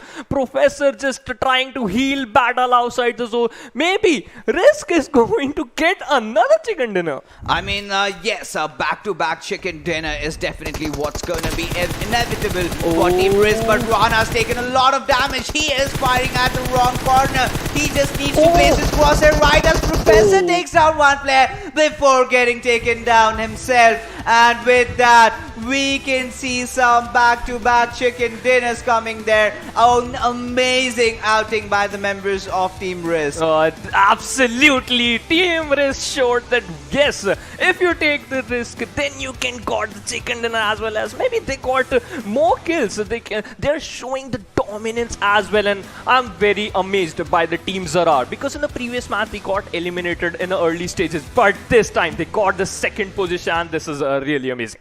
Absolutely, I have got to agree. But let's take a quick look at the MVP of this particular game, and it has to be Professor. No, I'm a sad soul, but well, Dice, I believe Dice is from Team Risk, that we can see getting himself 6 kills, 522 damage, surviving for almost 24 minutes, covering 4.48 kilometers, which is a huge distance, as a result of which he has been awarded the MVP. But you know, the way Professor played, that shenanigan that he just pulled out when he just opened and closed the door, just trying to block off the grenade, because if the door were open, he was pretty much done so. Yeah, that's that's true. Maybe they got the third position, and we know that what is going to happen. And the professor, he suits the name. He know at what time he have to do. And amazing gameplay from riskOP. They are very amazing. I'm out of words. Talking about amazing players, let's take a look at the top 5 players of this particular match. And joining Dice will be Dread, who have been having a rather very good outing. And this time, members of Team HotShotSs have also stepped up. Ebrar dishing out so much damage, but Team Solo's Psych, he'll be the one who makes into the top 5 players, and followed by, on the 5th position, will be HotShot Senior. So HotShot, we can conclude one thing. That was a team that did have a good outing, but could not get the chicken dinner. They got lots of damage to themselves, and they are looking really confident. Yeah, we can see they have the momentum. They are getting the kill points, but they also have to get some placement point as well, just like a riskOP. Literally, my chain of thoughts just got entangled because they are showing the perfect dominance. And Solo Esports, they also showed some very nice gameplay. They're just moving inside the zone. They also knocked some players of riskOP. They're just trying to push towards him. But ZARAR, Professor, just topping the Solo Esports, that I'm going to get the 2nd position.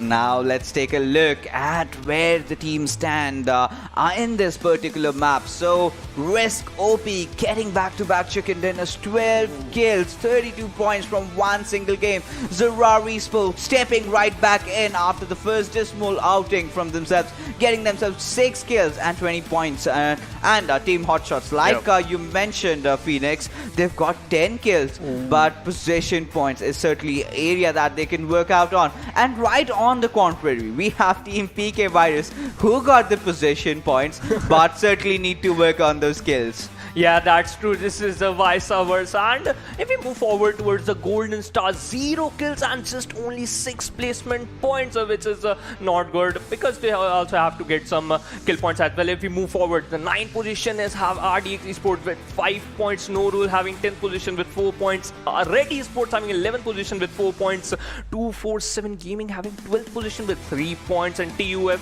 and Ideal having 13th position with only 1 point. Absolutely. And like we were just talking about Team Golden Stars, they were rather unlucky trying to get inside the circle, but were already spotted and were gatekeeped. And as a result of which, a lot of players had to bite the dust right outside the play zone themselves. But this was just Sanhok, a purely aggressive match. And the lads from Pakistan definitely did put this map to justice. We got to see every single type of action. We got to see those grenades coming in, those pure rushes coming in, those flanks being made. Everything was executed to perfection by these teams. Yes, also, and the 200 IQ gameplay as well. And if we talk about, I just have to keep focus on risk gaming, because at the first match they got 26 points. Second match 32 points, which is equal to 58 points. Oh my god, almost 60 points. They cost 60 points, which is amazing. And if they got chicken dinner in the 3rd match, this is going to be also amazing. And I also want to talk about Team HotShotSs. They are getting the kill points. They just have to focus on placement points as well. You just have to move inside the zone early so that you cannot got third party or killed by zone. Yes, certainly. Like you mentioned about Team HotShotSs, they initially landed somewhere just beside Quarry, got their first victims, and then they just marched on and on and on. And by the time, I think they ended pretty early, but still had 10 kills to their name. And I mean, I'm not that good with the maps like you are, Phoenix, but Team Risk, they are the happy lot right now, getting so many points. And I would love to see where they will stand during the overall standings, which will come just in a while. But the next match we are gonna get going to the deserts, alright? We're going to Miramar, where we see the tactical gameplay. So we've seen pure aggression, we have seen more aggression, and now I guess we'll see some controlled aggression. So let's see what is Okay, let's see what is going to happen. But there you go, riskOP's statistics coming in there, courtesy to their the 2 chicken dinners throughout the day from the 2 games that they've played. And you can look, they are looking really dominating. 11 kills for Dice, Wolf, Normie. These 3 players have really stepped up well, and Rana providing the perfect cover fire. Yeah, that's true. And if we look at the Dice and Wolf, they just have equal knockouts, and yet they are confirming the knockouts as well. And I have to give credits to Nomi, because maybe he's just playing in a supportive role. Whenever a player got knocked out, he instantly finishes him, because Risk know that kills are very important. That's why they're just getting some kills as well. And also, I have high hopes from PKVIRUS as well, Yes, because yeah. they got the 3rd position. If they pushes towards the ZARAR Esports, maybe this is going to be a different situation right now. But yet the thing, they choose a passive gameplay. But I think that they have to rush there. And PKVIRUS can also get some kills. And if they get some kills and placement point, they're moving forward. They're looking also good. If they get a combined board too, maybe they can give competition to Ideal, ZARAR Esports, and H2E like teams. Yes, certainly. And when the overall standings come out, we will get to see Risk being in the top 3 for certainly. But yes, talking about Miramar, we have seen teams go very, very aggressive sometimes. But that's where I use the word controlled aggression, because you know, in Miramar you do not have a lot of riches. But we will keep this conversation for the later times as we are heading out for a short little break. On the other hand, on the other side, we will get to see Miramar.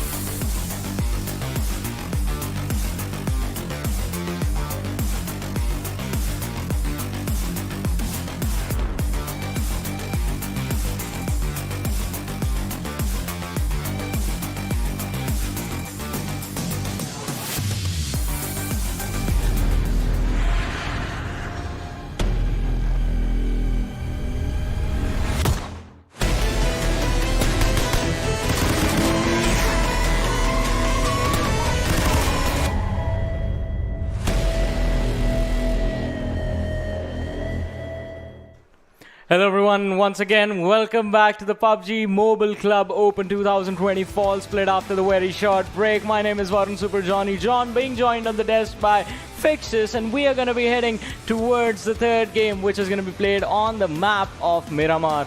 Yes, Miramar and controlled aggression. I will say that again. Yeah. Because if the teams tend to go out of their position, they're going to be straight in the open, visible to almost everybody. So now, our teams from Pakistan will be put to their test of their capabilities, of how they're going to use their utilities, how they're going to use those bolt actions, those DMRs. But last time we saw Miramar, we saw a lot of assault rifles. So let's just hope we get to see some bolt action and DMR action today. Yeah, well, we'll find out because the match is live and the trajectory is front of us. It is starting from the northern side of Impala and heading over towards the northern part of La Driela and the southern part of Mont Nuevo. So somewhere in the middle of that, it is going to be an interesting one because now, like yesterday, when we did see most of the teams take the northwestern side and the northern side in general, this time the trajectory is on the southern side of the land.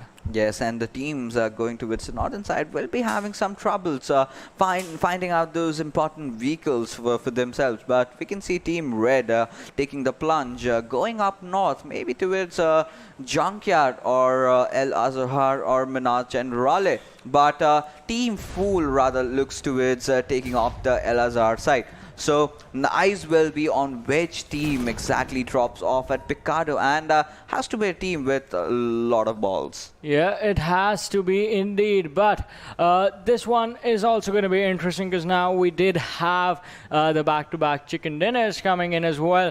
Also, one thing I want to keep in my eye out on is going to be where the team of ZARAR is going to land, because for the last two games, Sanhok and Erangel, they had the drop locations clash with the same set of lads. It was the team of IDL that they were fighting in the early stages, but this time IDL taking the drop of Picado and ZARAR heading towards the northern side of Crater Fields area along with a lot of teams. So the southern part has been pretty much left abandoned, with H2E being there. The circle heading over and centered around the Los Leones area is just going to make things a lot more interesting in this matchup, since most of the teams are going to be rotating in. But 14 teams on Miramar is going to mean that until the late game stages, there is hardly going to be any action unless some drop locations just clash, which it looks like that just might happen.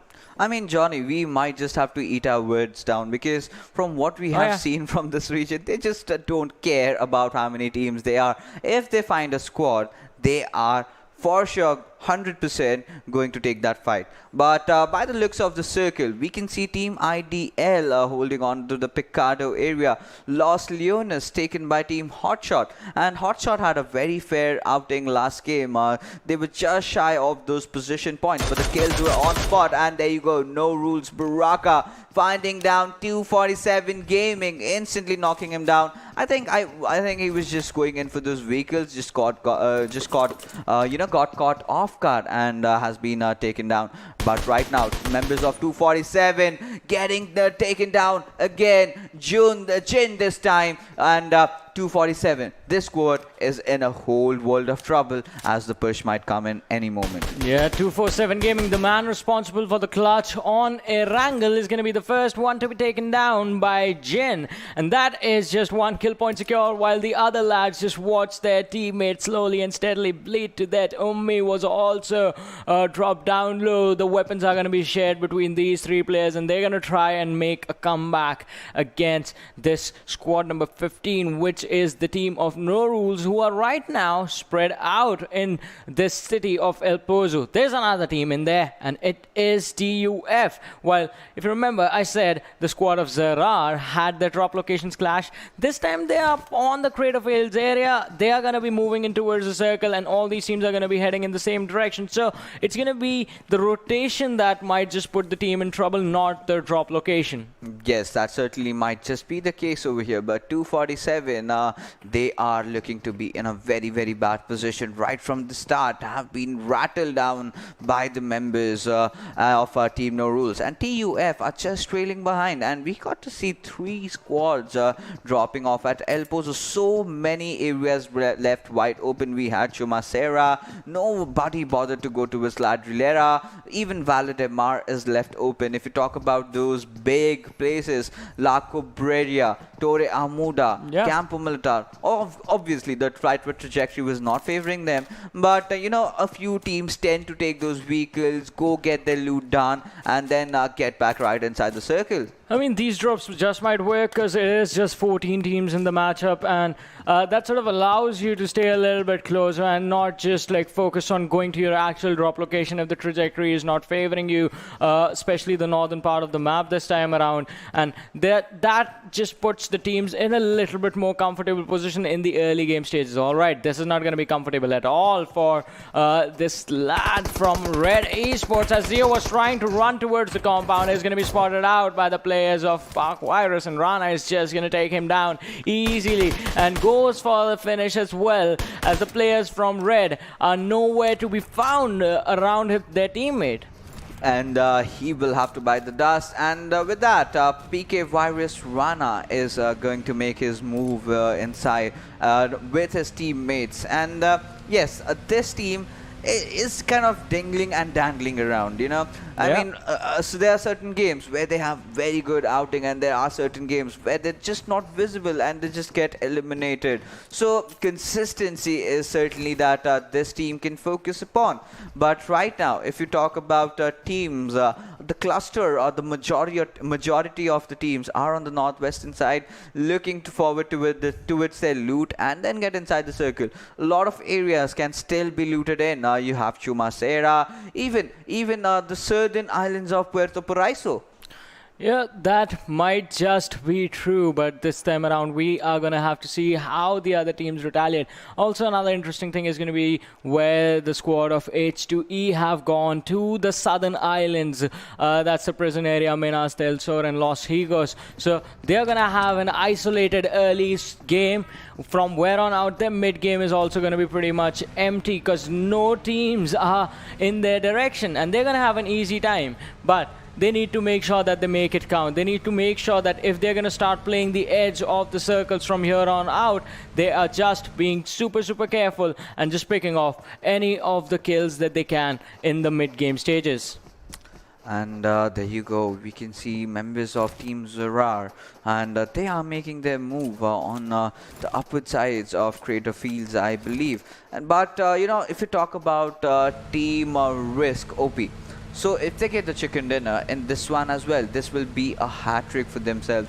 And when the overall standings will be coming in, they will be finding themselves on the top of the table. They will be the happy bunch of peoples. But right now, 247 almost were on a verge of disaster, have somehow mitigated themselves, and now they've just lost Gaming, who has been the sole survivor in both the games that they've played today. So now things are gonna shift towards them, and we will have to see as to how they're gonna perform.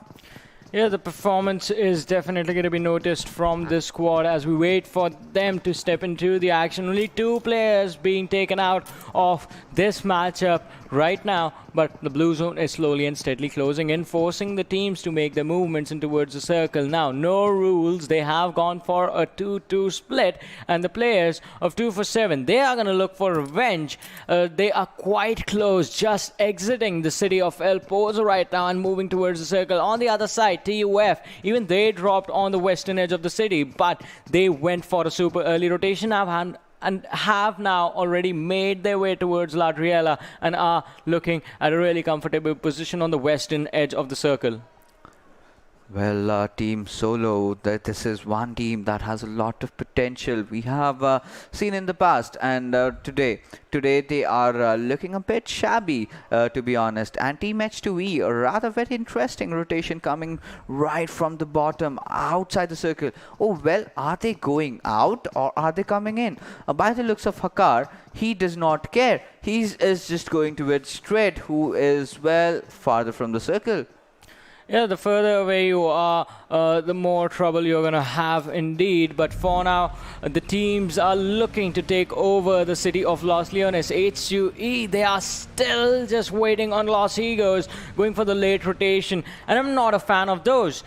You never want to invest your first aid just fighting the early blue zone, even though it is just a little bit of chip damage, not much damage being dealt out to you, but still you're going to have to invest those bandages. And if you decide to just wait out like 247 Lucky has, he is going to have to wait to find the first aid if he gets too low. And in that scenario, what you're doing is you're wasting your crucial healing utility that could have saved you in a clutch moment, that you could have used to heal up from a fight that you had just won, and just wasting it on the chip damage that the blue zone is dealing. So going for the early rotations is going to be pretty important, especially if the circle is around Los Leones, because that city is a nightmare for a lot of people.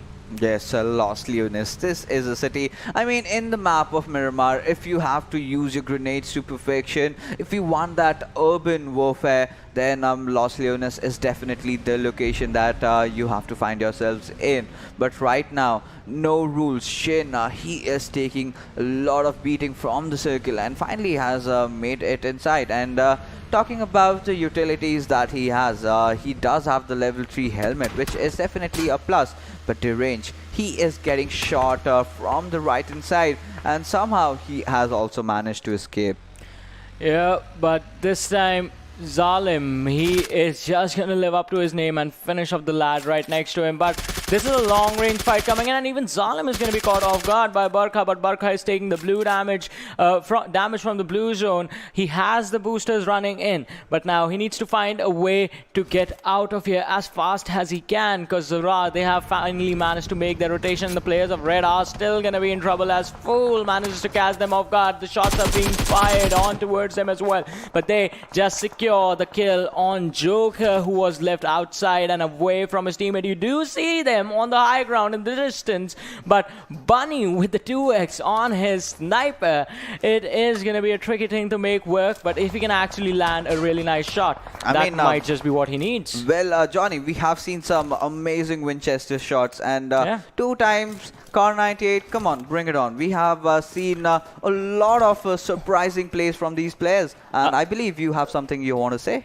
Yes, you and I were casting the games during the PMPL scrims of South Asia, and there we actually did see the Winchester plays come into action from some of the teams when the moment took place for the Southeast Asian teams to come in, and that was an intense matchup. But Winchester, I really like that weapon as well. Yes, certainly. And it was, I guess, Team Genocide, the players of Team Cells, or I believe it was Artinki, who had taken down Sangwan, who was just running to find some cover. Yeah. In the way, he was fighting some vehicle, in fact, and he just got smacked right up in the head. But well, look at what we have here. Team TUF, after the first day's 10 kills, we have not seen a lot out of this team, always getting picked off early in the game. But right now, Charlie is marching ahead. He has spotted players, and he is going to take shots any single moment. Red Walker having the Uzi, he's thrown down, and Anubis takes a lot of beating, but Charlie will finally be traded off. But is it gonna be enough?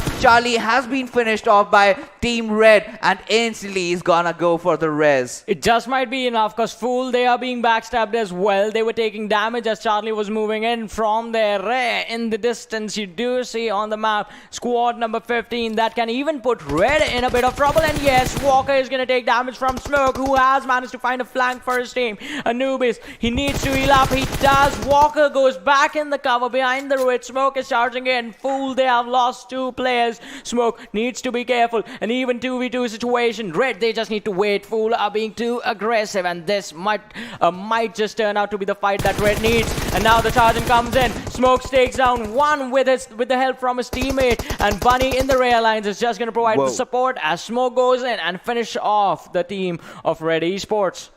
Did you just see what Smoke did?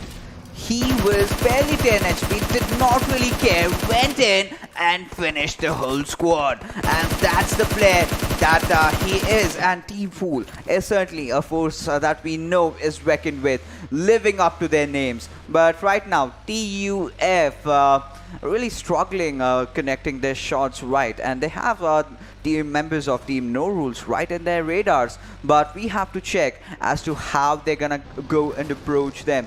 But if we talk about the circle, it's somehow, you know, coming around the city of Los Leones, and if it goes down there, we're gonna see a lot of teams taking those compounds, a lot of grenade fights, a lot of smoke fights, and Zalim taken down by the play zone. That's a shocker.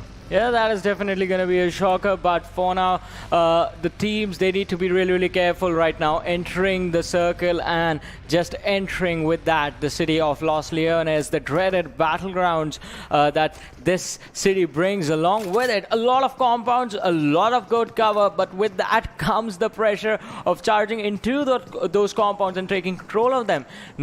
Sometimes not knowing who might be waiting for you. But on the other side, we do see a player of ZARAR just fall down to the play zone, which is just going to be unfortunate for the team, losing out on one crucial player. 247 Gaming as well, going for the late rotation, still in the blue zone. Lucky, he needs to move really, really fast. He does have to move really fast, and I guess Erangel finally gets picked up by his teammate. And well, if you talk about Team ZARAR, Professor, the man that we looked, who had absolutely 1000 IQ out there. We will have to see as to how they are gonna get inside the circle. But oh my god, there is a curveball, and a lot of teams have to take the higher grounds, and Team No Rules might just be having that smirk. But for how long? Because we can see Smoke trying to take the center. Fixes, I have to ask you a question. Are you ready to see a hat trick from riskOP? Look at that position right on the edge of the circle, and that has to be a really good spot to be in for them. They can just fight in one single direction, but what just happened? The players of 247 Gaming just falling down to the blue zone. Yeah, even I was taking a look at the map, and they were not even moving. So I guess some kind of connection issues that they had to suffer, and that's really, really disappointing and really sad for 247 Gaming. But right now, Team No Rules, they are in a bit of a pickle. They have to go against our Team TUF, and TUF, this is a perfect opportunity for them to redeem themselves. Ronnie taking that right flank out in here, but Absol will be taking down Bhutto. Ronnie going back with his teammates, and let's see if the fight actually takes place. But yes, Ayan takes down Venom of Team TUF. Yeah, TUF, they are going to be in a little bit of a pickle. It is risky business charging in like this, especially when the team of No Rules, they have the high ground. Zameen on the back lines, Edgar inside the compounds, Venom going for the revive on his teammate. And in a little while, this 3 versus 4 situation is going to turn into a 4v4 again. 247, TUF, I'm sorry, they are going to be in trouble as HotShotSs are right on the rear side. Senior, along with his teammate right next to him, is trying to see if we can find someone exposed or someone just being a little bit careless so they can take him out easily. But Ayan is going to be dropped down low. FTUF have they have become aware of this position of HotShotSs, and now No Rules, as well as the shots were being fired by IGen, the damage being traded between both these teams. The support is not going to be there for the side of No Rules, as the teammates do not really have the line of sight available to them. They can take the fight against TUF, but fight against No Rules, it's going to be a little bit tricky, and it is going to be a 2 versus 4 fight until they finish off TUF first. Yes, certainly we will have to see as to how this fight erupts, because TUF has deployed smokes every single where, trying to avoid any single fight. But Absol, this man does not want to stop, has taken down Hassan. We can see the fight emerging in the high ground area. Team Solo versus Team Ideal. This is one hell of a fight that's going on. Meanwhile, Danny picking off Golden Star's Oxy. Yeah, the one lad being taken down is going to put the squad in a weird sort of a situation. Professor from ZARAR Esports being taken down by Senior from the squad, and that is also a weird situation for the squad of ZARAR being in. Even they had lost players in the early game stages. This time, just 2 players surviving. Just 1 player left standing. In fact, that is Zalim. He needs to go revive his teammate, TUF. They are still looking to find a way to charge in. But in the meanwhile, the blue zone comes in. And we are going to see where the next circle moves in. The last time, it did give a bamboozling moment to the teams. But this time, is it going to go south? Is it going to go move north? No, it goes east instead. And now, the teams, they're going to have to try and find a way to enter this open land. And once again, Fixers, we're going to have a battle for King of the Hill. Yes, we are going to have that battle, but taking a look at the circle, not even a single squad is inside, and a few teams will definitely have the better advantage. But right now, this fight has to come into conclusion. Zameen are taking down members of Team HotShot, Smoke taking down Rana, Thor finding himself in a fight, and No Rules, they are charging onto it. A member of TUF and riskOP have been eliminated from the game, courtesy to Team Fool. But right now, TUF's Thor has to fight against certain players, and Thor gets taken down, getting confused over there. Venom being the last member surviving from his squad, praying down one, but Samurai will finish him off as Team TUF bites the dust with No Rules taking the victory in this skirmish. Yeah, No Rules, an aggressive charge in, and an aggressive charge in that was definitely required from their side. But now they're going to have to be careful as the other squads of HotShotS also have managed to go for the rotation. The countdown again hit 0. That means the blue zone is going to start to move in. Also an interesting thing on the minimap, if you can see, the squad of H2E, who started their journey all the way from Los Higos Island, have made their way towards the northern part of the circle. They're going to be in a comfortable position, but one team that's going to be not in a comfortable position, it's going to be Solo, as Ghost has been taken down. Yes, Ghost has been taken down, but if you take a look at the circle, IDL looks to redeem themselves as they have taken the King of the Hill. But King spotting down Ayan from Team HotShotS, but Bilal Amin, he is still over there. And oh my goodness, he was oblivious of the fact that there were teams in front, there were players in front of him, and down goes Golden Star, and also Solo King will be taken down as well. Ibrar trying to take the high ground advantage, taking few shots onto the players of Team RDX, but on his left hand side we can see members of Team No Rules, and No Rules Baraka has been taken down by Smoke. Senior taking down Absol will finish him off instantly. Fool and Team Solo, this looks to be a good fight, but they are taking different fights with themselves, and No Rules Jin has been taken down. Baraka has also been taken down. One good grenade coming in from Smoke can be the demise for Team No Rules. Yeah, it can be the demise indeed, but Samurai is going to try and fight this one out. Bunny, that was an overly exposed position through a nade from, and he might just get punished for this. But Fools, they need to be careful. There's just 2 of them remaining for the side of FoolEsports. Bunny's health is going to be dropped down low. Smoke is coming up, and Samurai goes for the revive on his teammate Ronnie. He's going to be up on his feet. In the meanwhile, Jen is going to fall down to the blue zone. 2 versus 2 situation between these 2 teams, and Fool, they have the cover of the ridge on the opposing side. Their opponents, there is a rock in front of them, and a lot of smoke wall has been built up. They can pop out from either side, but the smokes have started to dissipate, and now there is just one towards their left side. They need to be really, really careful as to how they take this fight. How many nades does this team have? These 2 lads are not just stopping. Well, grenades, you can never have enough grenades in the game of PUBG Mobile, but there you go. Bilal Amin taking down Tiger. Team RDX is certainly trying their best to survive. Have 3 kills, have 3 players, but they need more right now. Ghost is taking a lot of beating out there. Fools, Smoke and Bunny, these 2 players survive, but they've taken 8 kills already. And Team Solo, they have finally been eliminated. But right now, Bunny wants to eliminate the squad of No Rules. Tiger being taken down by Senior from HotShot, and Team Fool rather opting for the foot instead of the vehicle will be met by Team H2E. Yeah, they need to be careful on the other side as well, but HotShotS on the other side, they are focused on the squad of Idol. Just one person remaining and he can be taken down as well, but he is just gonna start retaliating in the right moment, coming big and standing tall for his team. How long can he survive? Not for long, as HotShotS, they had the advantage, the numbers advantage, and they made it count. Down to 3 teams, 10 people alive. HotShotS, they had an amazing performance, no rules as well, and Team H2E, they had a slow start, but this is what it gets you. It gets you to the late game, and HotShotS are still in here with all 4 players alive. The kills are not there, but the numbers are definitely going to be there, as Ronnie is going to fall down as well. Just one more player remaining from No Rules. He tries to take the fight. Amin has been taken down by Samurai. The other players are charging in, and this can be a tricky situation, as Senior has been spotted out. His health is low. The AK in his hands. It can dish out a lot of damage, but 2v1 situation. They double peek him and take him down over the rocks, and now down to 2 teams, 3 versus 4, and this can be a weird situation for Team HotShotS. And now the fight is right back at where it should be, a 3v3 fight. One player from Team H2E that has been taken down. HotShotS have finally heard our call.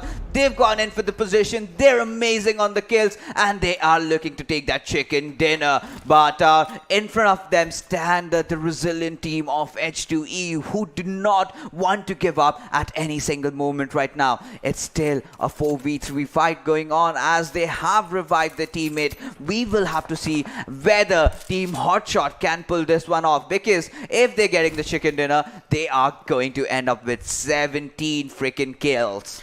Yeah, those are just going to give them the boost in the standings, be it the match standings or the overall standings in general. And this is going to be a really good game for this team of HotShotS. Ayan charging in from the flank. He's going to have to face off Dread against, but Ayan is going to get spotted out, isolated, takes a lot of damage, and is going to be taken down as well by Ati, the man who was knocked down a couple of seconds earlier. Dread is going to be traded out by the team of HotShotS, and this again has been turned into a pretty weird sort of a situation. 2 versus 3. All right, last man surviving for HotShotS. Baba from the high ground. He can try and do this, but I think the safer play is going to be to go for the revive on Senior first and then try and take the fight. But Harker, he is just going for the finish with the barrel in his hands. He wants to end this, and he wants to end this now. This can be a greedy play, but H2E, I really like this from them. In fact, I love this. They are paying respect to even that one lad sitting on the high ground. They have the circle. They have the man advantage. Baba in no way can take down all 4 of them. But in the end, H2E still stand tall and get the chicken dinner on this Miramar match. Oh my goodness, what an outing from both these teams, and in fact everybody of them. HotShotS, this team was looking so strong with 13 kills, did not have the numbers in the end, but still did not want to give up.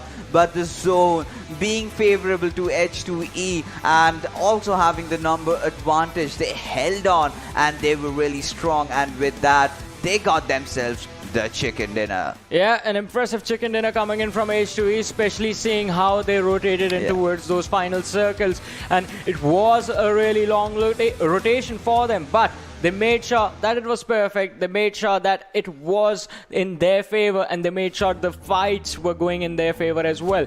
And the last fight, that was so impressive from them. But for now, let's have a look at the MVP from this game and see which player stood above everyone else. It was Smoke from Team FoolEsports. Yes, Smoke having those 7 kills. Certainly FoolEsports could not get the chicken dinner, but look at his damage, 1081. That's abysmal, that's brutal, and a survival time of 21 minutes. I mean, that's where he could have done better, but today, I believe alongside Smoke, one other thing is the MVP, that's the circle, the way he took those curveballs. Yeah, the curveball was indeed pretty impressive. I mean, straight from Los Leones, taking the northern empty area and then moving on top of the mountain. It was pretty tricky for the teams to deal with. I definitely thought riskOP was going to have it, but it was that over-aggressive fight that costed them the game. And just an unfortunate situation. Could have gone for the hat-trick, but now let's have a look at the top 5 players from this game and see how many kills or how many players are going to be there challenging Smoke. And the second one is going to be Senior, but with 5 kills to his name. and Ayan also representing the squad of HotShotSs. So 3 players coming in from HotShotSs, 1 from No Rules, and definitely our MVP for the match, Smoke, representing PoolEsports. Yes, certainly, and they did have the highest number of kills, I believe, Team HotShotSs, and they find themselves, in fact, 3 of their players, Ebrar, Senior, and Ayan. An amazing outing from them as well.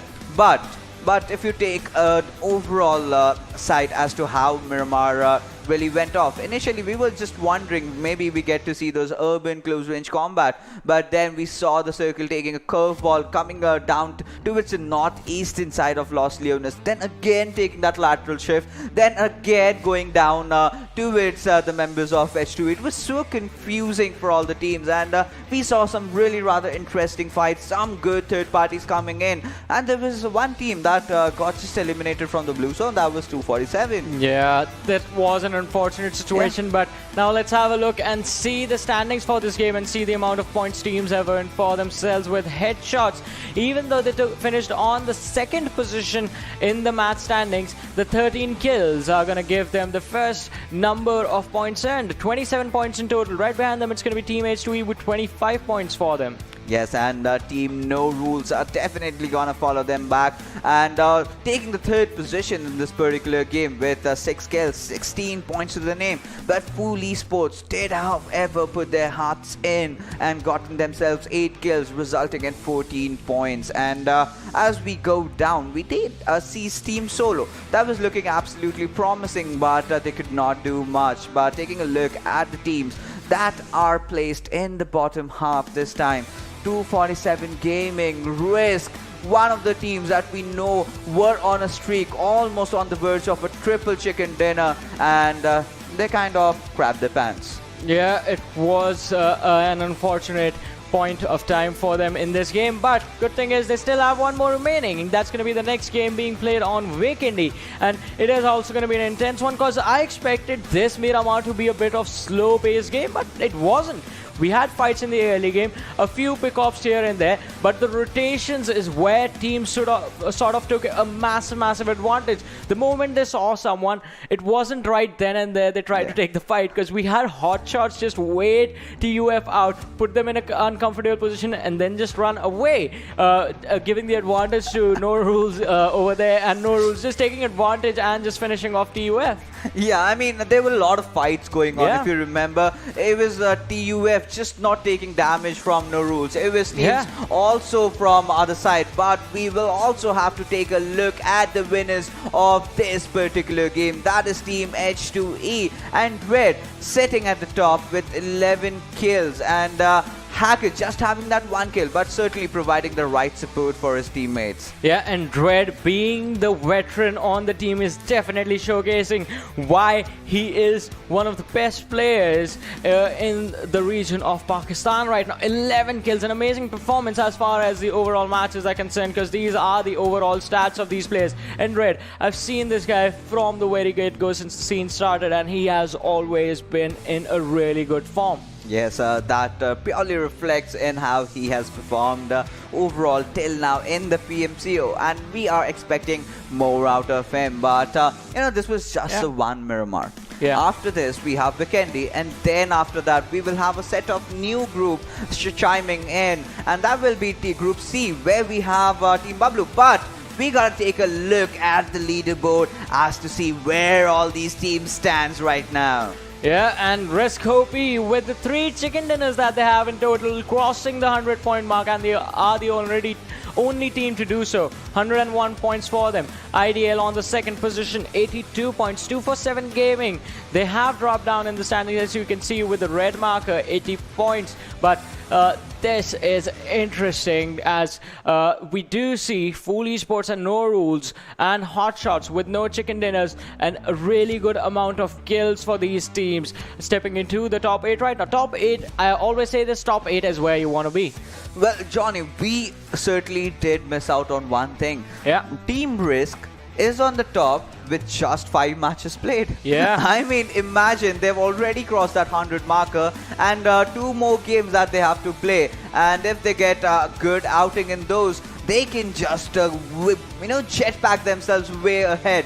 But taking a look at the second or the third quarter instead, and we have a few teams at having those 5 games, but a few teams have also played 7 games. But Team Bablu, look at them, just 2 games, and they will be playing their other 2 games, one of which will be today. Yeah, the last game of the day is not going to be Vikendi, it's going to be Miramar. That is with different groups and with different teams, and these are the final teams right now sitting in the bottom 4: Exterminators, HFD, Oxy and HellRaisers, with not enough games played. Exterminators and HFD with 2 matches played each, Oxy and HellRaisers with 1 game each. So they are going to be coming in today again in the very last game of the day, which is going to be on Miramar between teams from Group C and D, and that should be an intense one as well. But before that, we have a match on Vikendi between these groups A and D, which is going to happen after a very short break. So you guys stay tuned and keep watching. We'll be right back.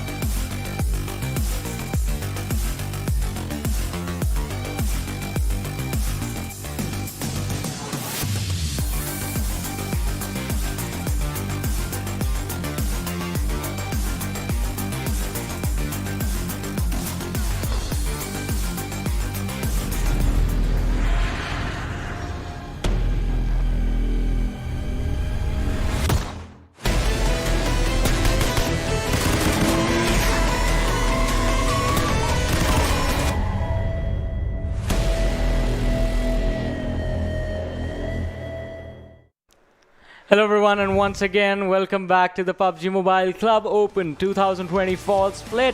We are going to be heading into match number 4 for the teams from Group A and Group D. My name is Warren Super Johnny John. Joining me is Phoenix this time on the desk, and we are straight going to jump into the action as Vikendi is already live and the plane trajectory is starting from the area of Trevno and heading towards the southern side of Dobromesto.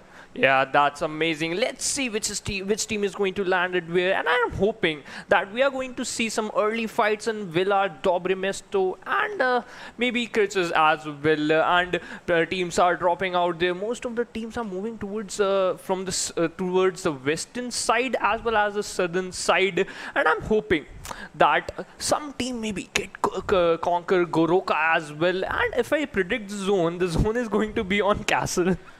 Yeah, I would love to see the castle zone, but the unfortunate thing is I hardly ever get to see that. I've been begging for castle zones for a long time.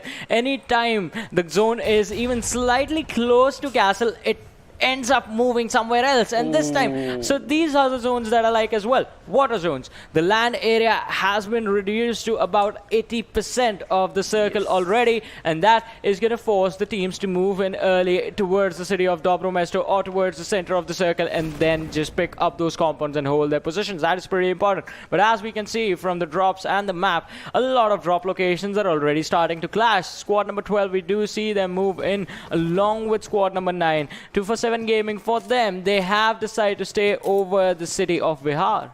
That's amazing. And if we talk about team number 6, which is H2E, they already got chicken dinner in a Miramar match, and they are already inside the zone. Let's see that they're going to get a chicken dinner in this match as well, because I'm hoping every match like riskOP, because they got 2 chicken dinners in a row. And if we talk about team 247, they are also inside the zone. Maybe they just have to improve their gameplay, because in the previous match they didn't perform that well. And we talk about HotShotSs.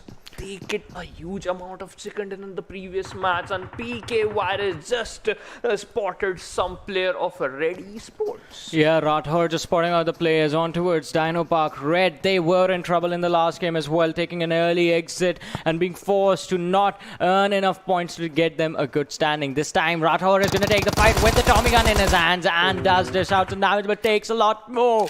Already dropping down to 30% HP, has 5 bandages on himself. Oh, goes for the repeat along with his teammate from the backline, and Rana gets the knock.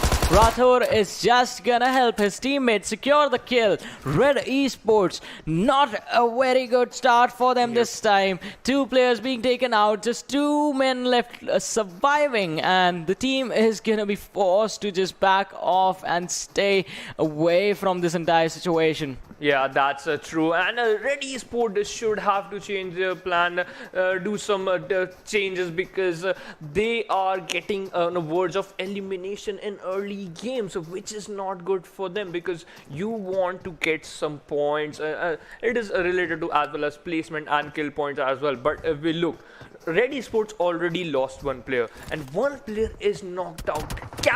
One player again got knocked out because he just want to revive him, but because of that, he doesn't use any utilities. He didn't use any smoke and spotted out outside in the open, and this cost him. He got knocked out. Yeah, Joker is the last man surviving for his team, just holding on to the edge of the wall. He knows where the players of PKVIRUS are, and they will just try and find out this last remaining player. I think they can go for the hunt down. They didn't know the players dropped on the Dino Park area, all 4 of them. And PKVIRUS, they're just waiting. These 2 players, they're just waiting for their teammates to come in, because now you don't have armor, you don't have helmet. The healing utility is going to be a bit less. The ammo is not going to be there as well.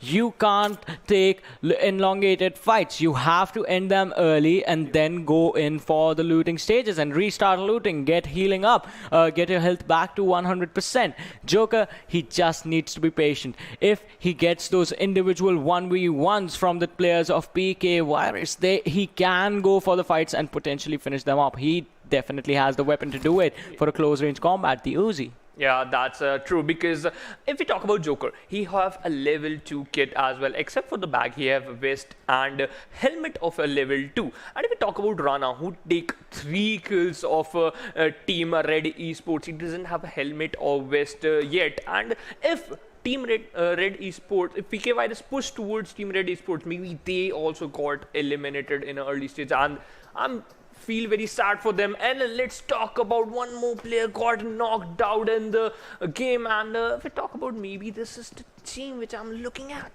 It is Ghost from Solo who was taken down, but they did manage to trade out a player from Fool. Absor getting the knock. Ghost was finished off indeed, and that is going to leave Solo in a really bad situation. But Absor has spotted out the players from Fool on the downslope of the mountain in front of him. The smoke being deployed is just going to provide them some cover, and Absor, he has a slight ridge in front of him, does take some damage, but not enough to get the knock. He's going to be in a safe position, for his teammates are coming in as a backup, and they will be able to protect him or pick him up and just get away, which seems like that is the game plan for them.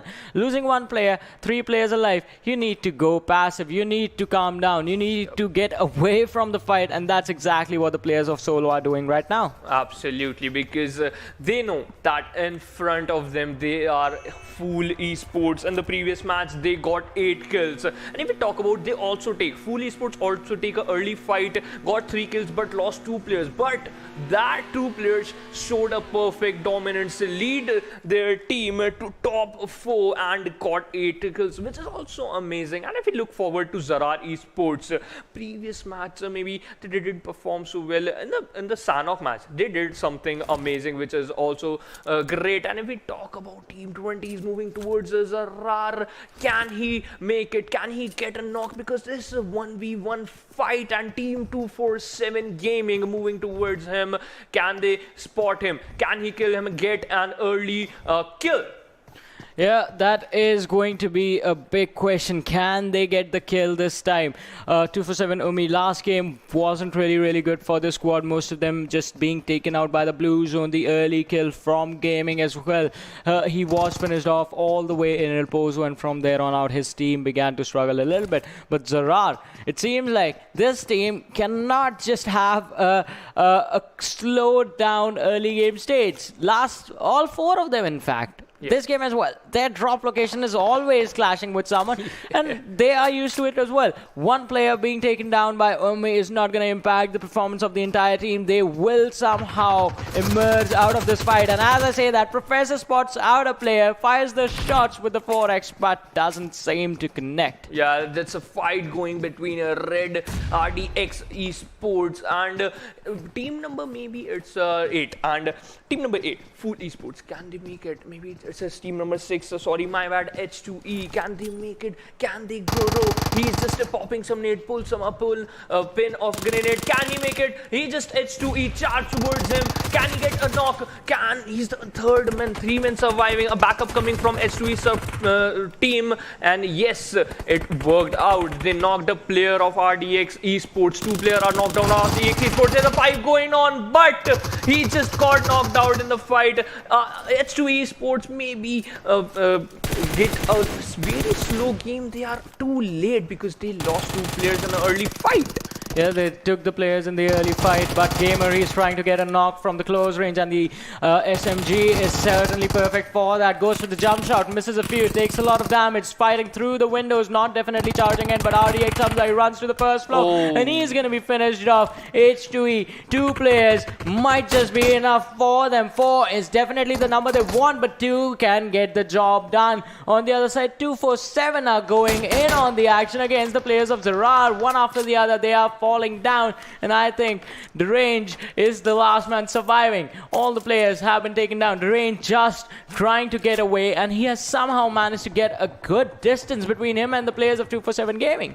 That's true, and I'm feeling bad for RDX Esports. They have the upper hand. They just have to capitalize the game. And if we talk about ZARAR, last man surviving, having a very low on health, he's surviving on very low health. Can he survive? Can get some placement point? But 247 Gaming, they are just charging on them. And if we talk, riskOP are on the upper hill. They are also firing on ZARAR Esports, a team number 7 player, because he is in a big trouble. He got sandwiches between two amazing teams. Yeah, the sandwich was intense, and that is why the team got punished. But this time, the early stages, they are going to finish off a little bit early for some game, as one team has been eliminated already, down to 13 teams, 42 players alive, 2 for 7, having a good start for themselves. 3 kills already confirmed for them. But I think one team that's going to be pretty happy with the circle situation right now, it's going to be the squad of IDL. Just sitting in the center of Dobromesto. No one is there to contest him. Most of the teams are rotating from the southern side of the circle, so the edge on towards Dino Park area. That's going to be a pretty tricky situation for a lot of teams, especially the last surviving player for Red Esports, that is Joker, who is still alive in this game. Yeah, he just have to be alive because he have to get some placement point, and we look forward towards the first airdrop. Here we have M249 with some 5mm 8x scope and level 3 kit. If a person got M249, he can eliminate a whole squad in a single spray if you aim towards on a head, and if it got connected as well. Let's see who is going to take the, maybe it is on a water side, who is going to risk and take it. Maybe team number 18 can get that, which are HotShotSs. They are one of the best because they got a high amount of kills in the previous match. And yeah, a centralized circles. Most of the teams are inside the zone. Only few teams are moving inside the zone, which are no rules, as well as Golden Stars. Maybe Golden Stars, they have to improve their gameplay. They have a high advantage. They know how to play. They have experience as well, but maybe they just have to change their plan. Yeah, they need to change the game plan and come up with a new one as well right now in the moment, because they are just going to be rotating with the squad of no rules right next to them. That might put them in trouble, both the teams on the edge of the circle right now, but this is going to be a really bad situation for Joker. The good thing for him is he is inside the circle, so there is absolutely no incentive for him to step out of cover right now, and he can just wait for the players of riskOP to abandon and get away from this Dino Park so he can stay alive a little bit longer. Yes, the blue zone is closing in slowly and steadily. A minute is going to be on the clock, but the players of Risk, it looks like they are hunting down and they are just trying to go and find some extra loot. Joker sitting in the washrooms right now, just looking through the window and trying to see if he can actually spot out the players or the threat coming in his direction. But Gold Stars up against the players of No Rules. Can they make it through? Because they need some kills. They just want that.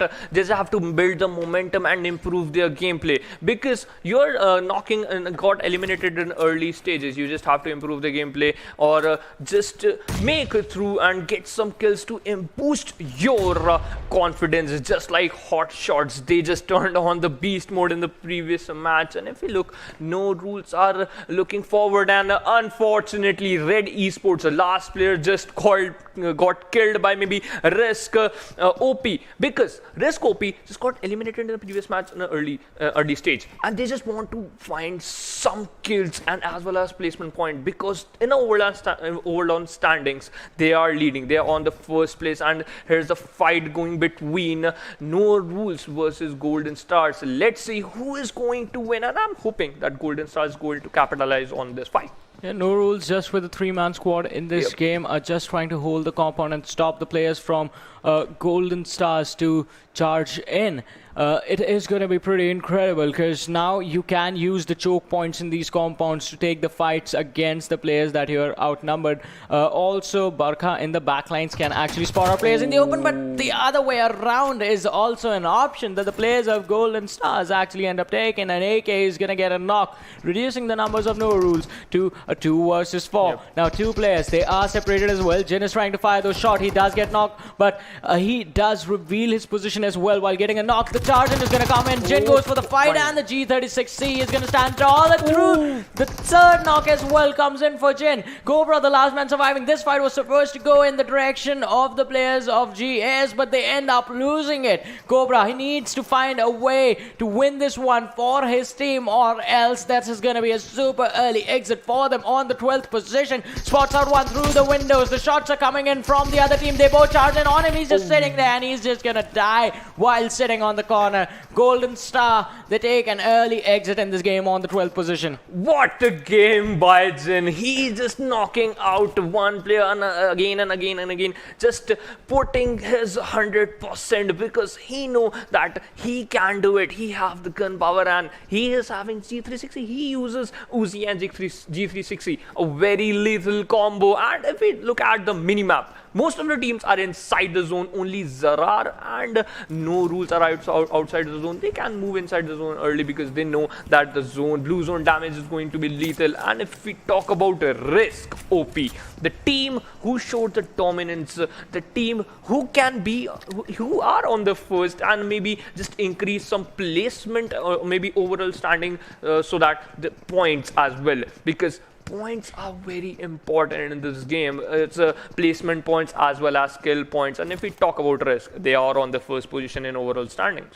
Yeah, the first position is definitely a really, really good spot to be in. But riskOP, they need to be careful as well, because at any given moment, just like the last game, if they mess up again and again and again, the first position can be taken away. But let's not forget, these are just the group stages, so the objective is not to stay on top. I mean, staying on top is definitely gonna give you a good momentum going into the semi-finals, but you need to stay in the top 24 so that you can move on to the next stage. The third airdrop is gonna come in this game now with the AWM and the level 3 kit and a painkiller in there as well. Just a little bit something extra for the player who goes to get it. Yeah, absolutely. And here we have team number 18, the HotShotSs. I can call him the killing machine as well, because they know that at which time they have the gun power. They are very confident while they're taking fight. And PKVIRUS, Rana, spotting some players of riskOP, and yes, some shots maybe got connected of a riskOP player. He is dancing, Rator is just dancing. He know that they have 3 kills and also inside the zone. You just have to entertain the audience and by game and using some emotes as well. Yeah, and it is always, I've noticed, on Vikendi that the players of Pakistan like to emote. I definitely remember an iconic moment we saw in the last PMCO wherein it was in Cement Factory. Yep. All 4 players just emoting together because, well, it is Vikendi. Half of the time you're just trying to spot out opponents in the distance and trying to see if no one is charging on you. Yep. And you do get bored sometimes. Might as well just sit alone in the house with your teammates, with your squad mates, with the boys and just chill for a bit. Yeah, absolutely. And this fight is going between PKVIRUS versus riskOP. The fight which I really want to see, because both teams are very good. PKVIRUS are relying on placement point, but they are moving towards kill points as well. They already got 3 kills. They just have to increase them. And if we talk about Dice, one of the best player from riskOP team, he having M24. Can he get some knocks? And if he got some knocks, Risk pushes towards PKVIRUS. Can PKVIRUS capitalize the game, or Risk be on the upper hand and get some free kills maybe for them? Well, free kills, it's going to be pretty hard to get, but the teams have started to move on the southern side of the circle towards Muvatra, and the circle moves there as well. Right now, IDL, they are right on the northeastern edge. Fool, PKVIRUS, and riskOP are the teams that are outside. Also, we do see some teams on the southern edge of Muvatra.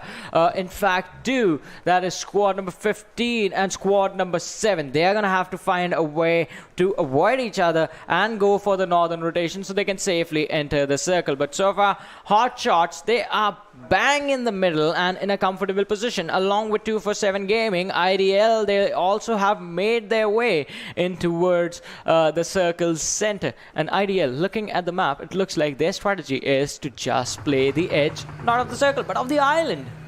Yeah, that's absolutely true. And PKVIRUS are moving inside the zone. They are very close to the team of maybe HotShotSs. I just forgot the name. But yeah, I was just talking about PKVIRUS. They are very smart. They know that moving inside the zone is very good for them, because if you are inside the zone, you have an upper hand. And Team 247 Gaming, who just got knocked out, eliminated in the early stages of the previous game, can they get some kills of this team? Because PKVIRUS are looking strong. They are quite confident. They already got 3 kills. They just want some more. And Team 247 Gaming, we already know that they have the gun power. They know how to get some kills, and they are just Team PKVIRUS is throwing some molly, trying to get some early knocks, and Rana having a Uzi. We know that he uses Uzi very amazingly. Let's see that he gets some knocks or not. Yeah, they do get a knock on Umi with the G36C, but it was from the other teammate. But he also did take some damage, dropping down to 50% HP, so he can't go for the repeat over there, and the other players also have rotated their position and moved back. So this is what Fixers was talking about earlier on, looking for controlled aggression. You can't just keep on pushing and pushing towards the other team and expect to win the fight every single time. Sometimes they are going to be in better position, so you need to try and dish out some damage, get a knock, and then see if you can find another opening. Need to get at least 2 knocks before you start to push in. Otherwise, you can get third party. Third parties are also quite prominent in this map of Vikendi.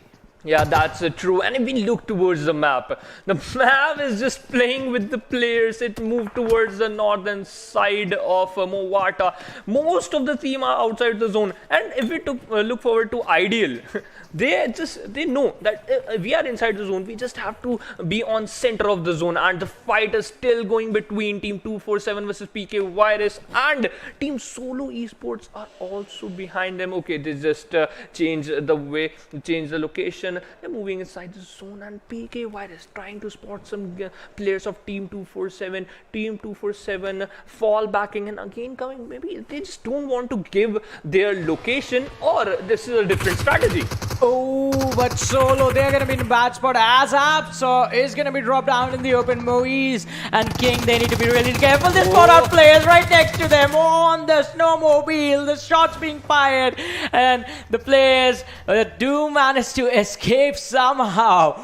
That was just weird. Them driving together and driving with each other, but they still managed to get away. Shooting from a moving vehicle, it is really hard. It is really difficult. We know that, but the shots were taken, and it was a funny moment. But now the players, they are being spotted by the other players of PKVIRUS, who are still in the middle of the collision against the squad of 247 Gaming. They need to focus on one fight first. They end up losing one player on their side. Moise from Solo, he has been knocked down. King going for the revive. The smokes have been deployed to provide the cover, but can they survive? On the other side, riskOP stepping into the action are going to take their fight against the players of Thor, but Edgar with a nade is going to knock down one, finish off Rana with the shots coming in, but Raja, he's going to be burning alive as the Molotov was thrown through the window, and it lands perfectly on him. 50% HP lost. Needs to step back and needs to heal up so he can support his teammates who are falling down. Yeah, that's true. And if we talk about kill feed, the kill feed is just running, and riskOP got eliminated on the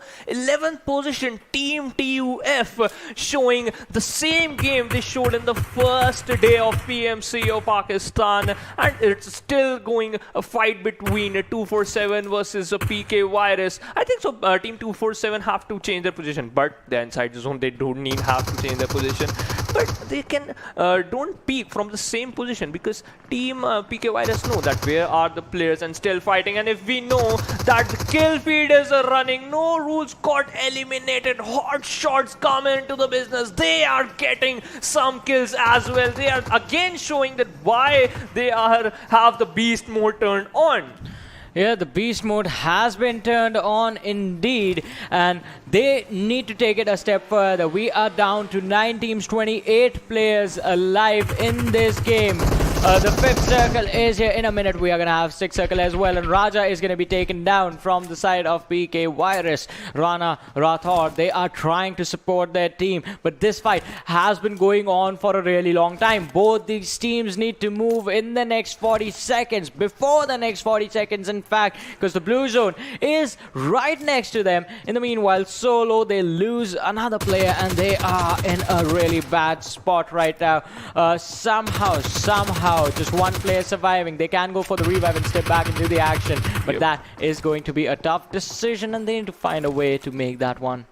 That's true, and PKVIRUS spent a lot of time. That's why they lost one player. And if we talk about Team Ideal, they're already inside the zone. They just have to keep the team coming and have to eliminate some teams. And if we look forward to Solo Esports, they just want to knock some teammates, get some kills as well. And yes, they are doing this as well, popping some smoke grenades to get a cover. And team number 19, they are moving towards. They fight ICL. Okay, team, they got knocked out. A very nice play from MP5. Team TUF got eliminated. HotShotSs Viver got in a domination. Yeah, the MP5K flick coming in straight to the player on the back, and the shots did connect. Idol just taking an amazing fight, but now here comes the third party. They are losing their own players as well. TUF were taken down in that engagement, but HotShotSs, they're trying to find an opening. HotShotSs get third partied from the back lines by PKVIRUS, and Senior is going to use the M16 and take down the players. There comes the finish on Team PKVIRUS, just trying to fight out from the open. It's not going to work out. It hardly ever works out, in fact. Team H2E also take an exit, down to 6 teams, 17 players alive. HotShotSs, they are reviving their own teammates and then are going to go for the fight. Yes, that's true. And if we talk about Solo, 2 players are there alive, getting some kills as well as a placement point as well. And if we look forward to HotShotSs, 4 men alive, got 7 kills, want some more kills. And while I'm talking, ZARAR Esports, last player got eliminated. He is surviving from a long time and finally he just got eliminated and gathered a good amount of placement point. And if we look, here's a cluster of teams we can see here, and Team Ideal looking strong as well as Team FoolEsports. Yeah, it is looking strong, their position, but the game is just about to come to an end in a few moments, and these teams, they are going to have to fight it out. The good thing for them is there are at least some compounds right now which have been taken over by IDL 247 and the squad of HotShotSs. Can they fight it out? It's going to be the question, and the one giving the answer is not going to be the players. The one giving the answer in this one, it's going to be the circle. But Solo, they are not looking to slow down even for a bit, as the players were knocked down a moment ago, but the revives have happened and they are looking to dominate the kill feed yet again, have already secured 4 kills for themselves. But HotShotSs, they are trying to find an opening to get into the lands of IDL, just because there are some pixels separating them from the circle, and they will have to take that center hut at least to be in a safe position. Team 247, 2 players are alive there, and Ideal have 3 players, and team number 18, which are HotShotSs, 4 plus 3 plus 2, 4 versus 3 versus 3. This is a situation in the a lot of compounds, and if we know that Vikendi is also known for the heal battle, and HotShotSs are not stopping. They still need some kills, and Ideal teammates are near to them. Can they? Okay, HotShotSs spotted a player. Can he get the good? But unfortunately, he got knocked out, and Ideal got eliminated. They are playing very amazing. HotShotSs are not stopping, but unfortunately, okay, one player is alive of Team Ideal. Can they make it? Only one player is alive. He having Uzi. One single bullet is there. He reloaded. Can he get him? And one more kill. Hassan is playing amazingly. He is just the last man surviving. Can he make it? But unfortunately, he got eliminated. But a great fight from Ideal side. Yeah, it was a great fight indeed. They tried the level best but couldn't plan the execute, and I liked the last YOLO attempt when the jump shot from the first floor was attempted. But the fight just going on in the favor of HotShotS with the man advantage and with the execute just being perfect. ZARAR is the man knocked down. He's back on his feet again. Fool Groot was the man who is knocked down right now, slowly and steadily bleeding out in the open. And 247 Gaming, he has his crosshair behind the rock. He knows which edge the players might peek from, but now they plan on rotating. Just 2 players surviving, so they need to cover 2 different angles at the same time, unless they are going to be taken out. Lucky, he has been knocked down, and Lucky is going to be finished off as Senior from HotShotS is going to charge in. 247 Gaming, the last man surviving. He has done a 1v4 earlier in the day on the map of Erangel. Can he pull another one in Vikendi as the players are just waiting for the numbers to come and the players to align, and then they will charge in. But Gaming with the Molotov is just going to delay the push, and HotShotS, they are being patient, but here comes Senior. He is going to go for the play. The smoke is there. The vision is not there. Gaming takes down one. He does not take down the other. And the finish from Senior is going to be showing and putting the team in a man advantage. Now, a 4-3 situation as ZARAR was knocked down. The revive is going to come and Smoke. He is going to try and find an opening for his team. Get a knock from the side of HotShotS, but Ayan with the Molotov is going to knock down Bunny, and the man advantage shifts from the side of FoolEsports on towards the HotShotS. HotShotS having an amazing game in this last one. 12 kills already being confirmed. Senior with 5, ZARAR with 4, Ayan with 2, and the last man, Aleem, with 1. It is an amazing performance that the HotShotS are putting in. Fool Charlie trying to run towards his teammate to go for the revive, but the charge in has come in from the HotShotS, and the fight is going to happen. Charlie is going to be dropped down as well. Just 2 players remaining. Groot and Smoke, and Groot is trying to go for the revives. They need to take this fight. The revives are not going to happen. Ayan goes for the fight, gets another knock. 1 man left surviving for FoolEsports. That is going to be Groot. He is out in the open, and this game looks like it is done and dusted. It is in the favor of HotShotS. Senior with a nade going for the throw. He wants to finish it. Spots out Groot towards his left-hand side, but his teammate is going to finish it, and HotShotS take the chicken dinner in this match of Vikendi with 16 kills to them. Yeah, that's amazing gameplay by HotShotS, and FoolEsports tried their best to get the chicken dinner, but they got the 2nd position. And yeah, 2nd position is not that bad. And if we talk about, but HotShotS, they are showing the perfect dominance and electrifying performance from the side of HotShotS, and I'm literally amazed. Yeah, it was an impressive performance indeed. The rotations were on point. The fights they took were perfectly thought out. Apart from the last one, that charge in was pretty risky. It was a 1v1 situation, but now let us have a look at the MVP from this game, and it is going to be ZARAR with 6 kills, 736 damage, survival time of 28 minutes and 55 seconds. Almost 29 minutes, and distance covered 8.97 kilometers. Yeah, that's amazing stats from ZARAR, and HotShotS are looking very amazing. They showing the perfect dominant, tremendous gameplay by them, because in the previous match they got 13 kills, and in this match they got 16 kills. Yeah. Yet they finished 2nd in the previous match, but now they just get the 1st position, get the chicken dinner, and 20 points plus 16 kills, which is equal to 36 points. This is going to give them a boost, because they are literally amazing, and I'm out of my thoughts. Yeah, it is an impressive performance that they put up indeed, but where is this going to take them as far as the standings are concerned? Before that, let us have a look at the top 5 players from this game and see how well did the other players perform, the other 4 players perform in comparison to our MVP. And HotShotS, we know Senior also had an amazing performance. 5 kills, 660 damage coming in from side. Ayan as well with 4 kills, 454 damage. TUF Edgar just keeping his team alive, getting 4 kills, those 4 crucial points. And PMCO Rana with 3 kills is going to be the last man in the top 5 players. Yes, amazing gameplay by HotShotS. Again, 3 players in the top 5 players list from HotShotS.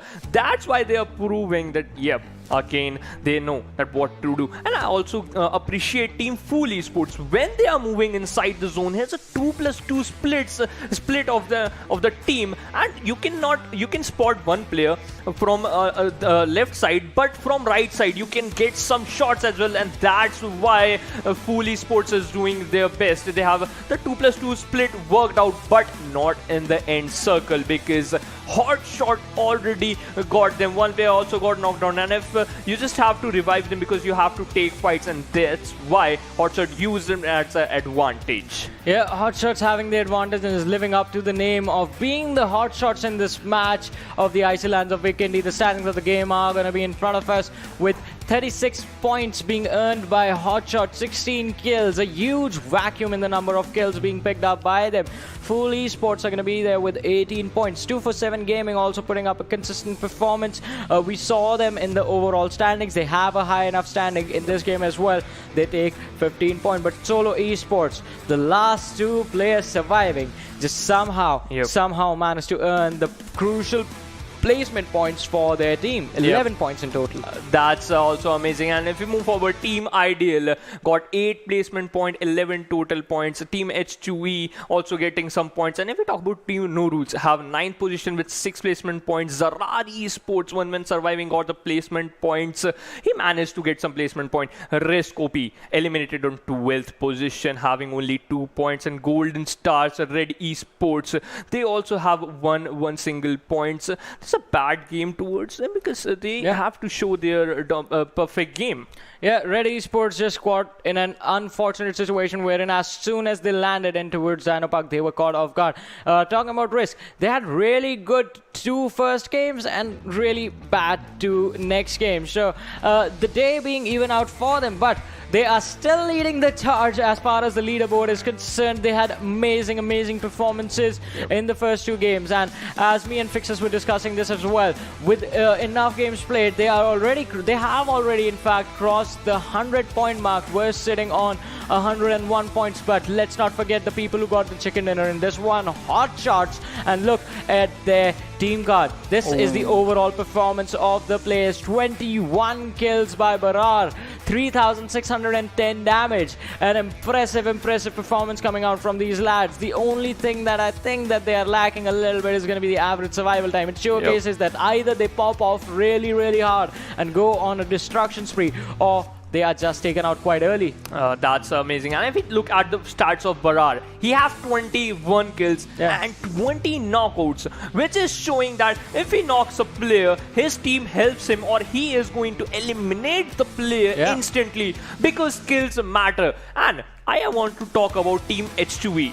Everyone is just focused on the first and second position, but Team H2E getting a consistent game. They also get, in this game they have a 6th position, and previous game they have a nice position as well, and Team H2E is also playing very nice. Yeah, they are playing very well, but let us see where they land on the leaderboard after this game, because now it is time to have a look at the standings for the team as of now. And riskOP with 6 games played, sitting on 103 points.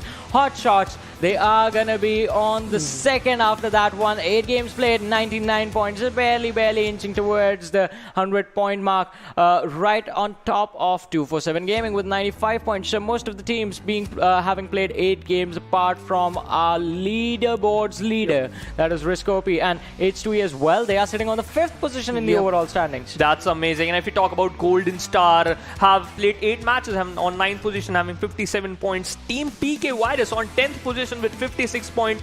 Team SCYTES played 4 matches, 11th position have 53 points. F4 Esports 12th position, 46 points. And if I look at TUF, they are coming up on 14th position with 39 points. And ZARAR Esports are also moving up on 16th position with 34 points, which is amazing. Yeah, I'm impressed with the performance of SCYTES, F4 and NextGen, which is 4 games played. They're already within the top 16. But now moving forward, let us have a look at what I like to call the danger zone level 1. This is where you need to pull up your performance and you need to step up and start moving up in the leaderboard just to have a safety cushion for yourself. Team Bablu, Falcons, TeamOP and IGen Esports, they've only played 2 games as of now. They are going to play their 3rd one right after this one, which is going to be played on Miramar, so you guys have to stay tuned for that. But they are in the top 24. Now these teams, they are in a really, really bad situation. This is the danger zone level 2. Exterminators, HFD, Oxy and HellRaisers. 2 games played for Exterminators and HFD, and Oxy and HellRaisers with just 1 each. Yes, they just have to improve their gameplay. And I want to talk about RDX and Red Esports. They played 6 matches and still on the 3rd chart of a leaderboard. They just have to improve their gameplay, have to focus on what they are doing wrong and have to change their plan as well. And FoolEsports is amazing, and they also showed a nice game in Vikendi as well. Yeah, an amazing, impressive performance coming in on Vikendi. But now let us have a look at the kill leaders as well and see which individual players are just leading the charge. Obviously, ZARAR is going to be the 21 kills, an amazing mark for them. Ideal Dino on the 2nd position with 19 kills. Yep, and if we talk about senior, have 13 kills. Umi is on 4th position, have 13 kills as well, and Edgar is on 5th position with 13 kills. We have 2 players from HotShot, 1 player of Ideal, 1 player of 247 and TUF. And Dino, he is showing some dominance. He is most of the time he's the last man surviving, and he know what to do. He's spraying an amazing. The game, if we talk about the aim, is really amazing from Dino side. And Barat, we already know 20 knockouts and he converted them into 21 kills. This is already amazing, and I'm impressed from the gameplay of HotShotS as well. Yeah, it was an impressive performance. Moving forward, we do see 247 Gaming there with 12 kills as well, and it was an amazing and interesting leaderboard with a lot of players, just us seeing how well they are performing. But now it is going to be time for the thing that you waited for since yesterday. It's going to be the Miramar match being played by the teams of Group C and Group D. But before that, we're going to head to a short break. You guys just stay tuned and keep watching. We'll be right back.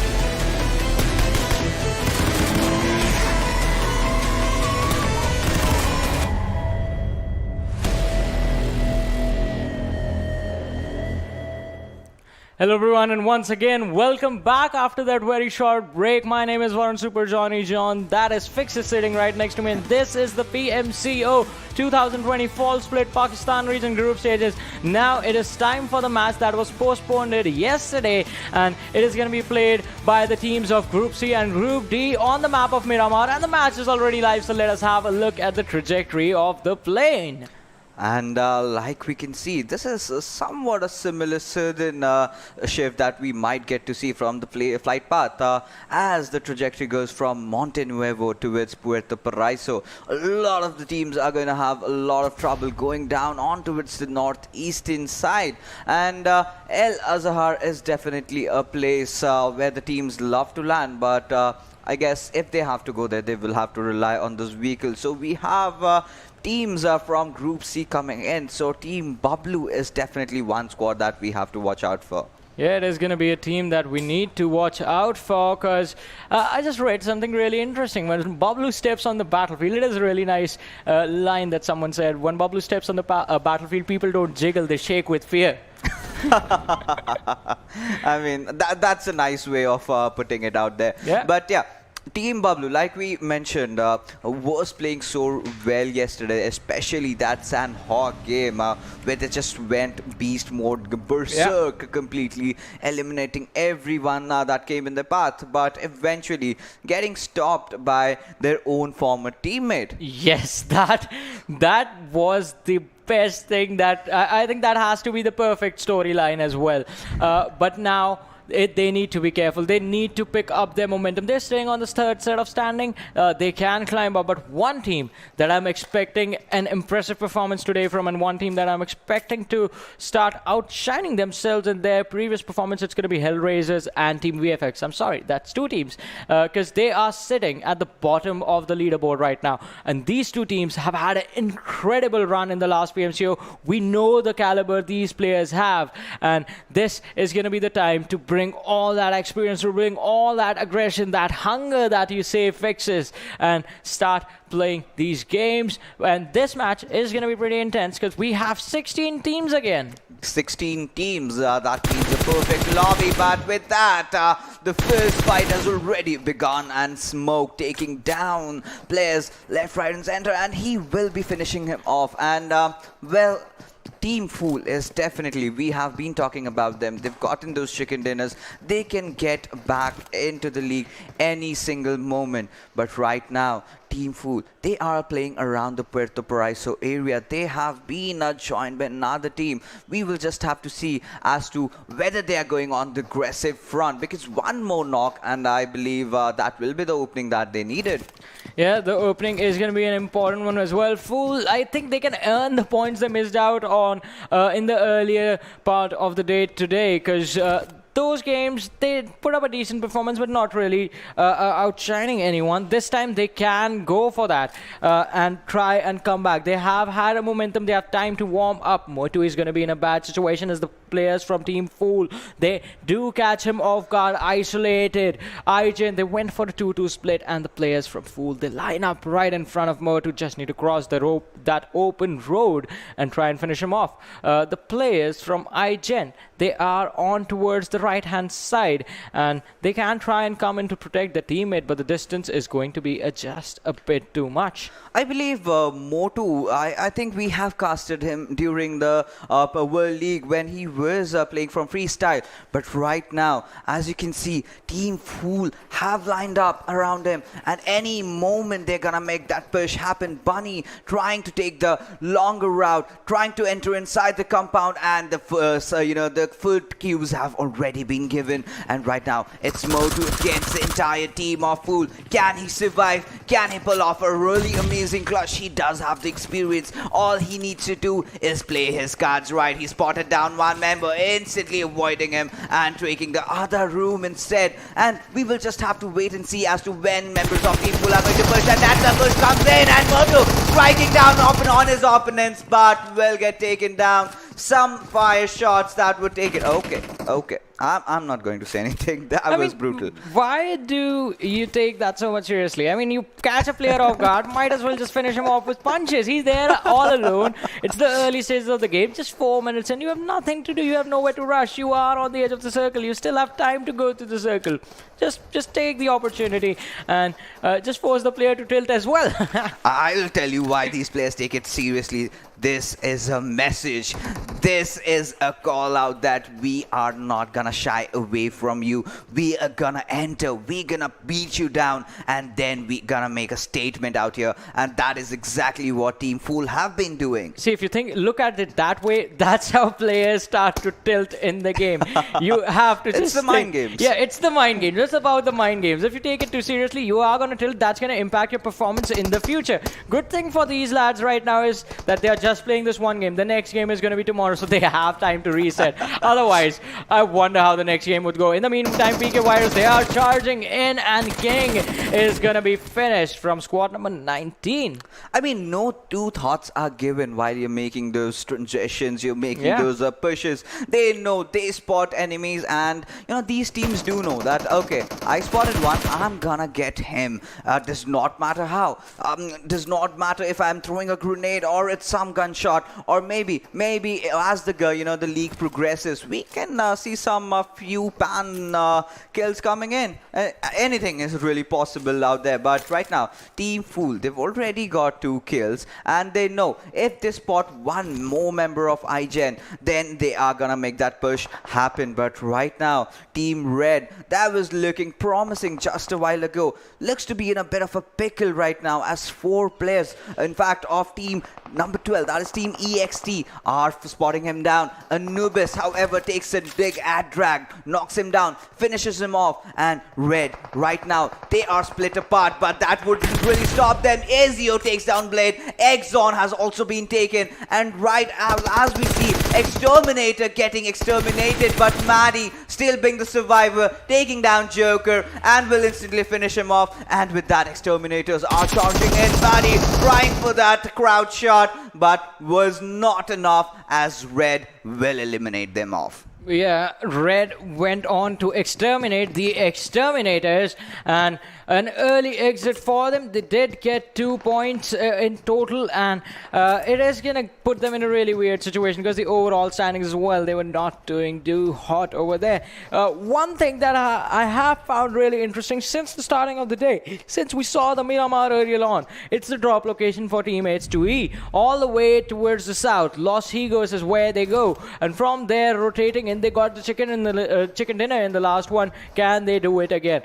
Los Higos, Prison, Minas del Sur on the southern side of this map of Miramar. If you go there, it's going to be an early, slow early game for you. But then you transition on towards the late game stages. And having a slow early game means you have time to loot, you have time to think about the rotations. And since the teams do their homework, they do figure out from the scrims, from the previous matches, where the teams like to land and how they like to play. They can try and predict where the other teams are going to hold out. But H2E, they are going to take the early chip damage from the blue zone, as they have gone for slightly late rotation. Look at this. Look at Porto Palacio. Fool Bunny. He's still there.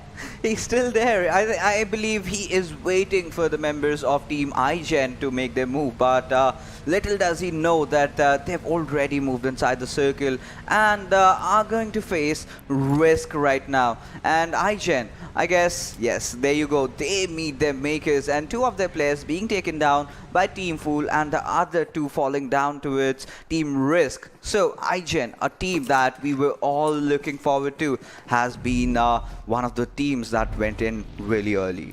Yeah, one of the teams that went in really early, and 14 teams alive in this game, 53 players right now. riskOP, they had an amazing early day today. The last set of games that they played, not so great, but they still have a lot of points. They're sitting at 103 right now. They're going to try and get themselves a safety cushion so that the first spot in the standings, in the leaderboard right now, is going to be theirs no matter what. We do see the squad of HellRaisers on the northern side of Monte Nuevo. And Well, this time the circle is on the other side. It's favoring Montenuevo, and we see Red sitting in the epicenter, waiting for all the teams to close in. But if you take a look at the airdrop that we have, Croza, I absolutely love this weapon.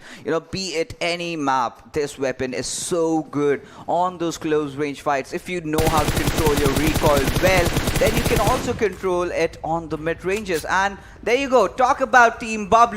They are already in for a prowl, and the aggression coming in clearly shows how deadly this team is taking that first knock. But there you go. I think Team Fool has found their second victim, and will he meet the same fate?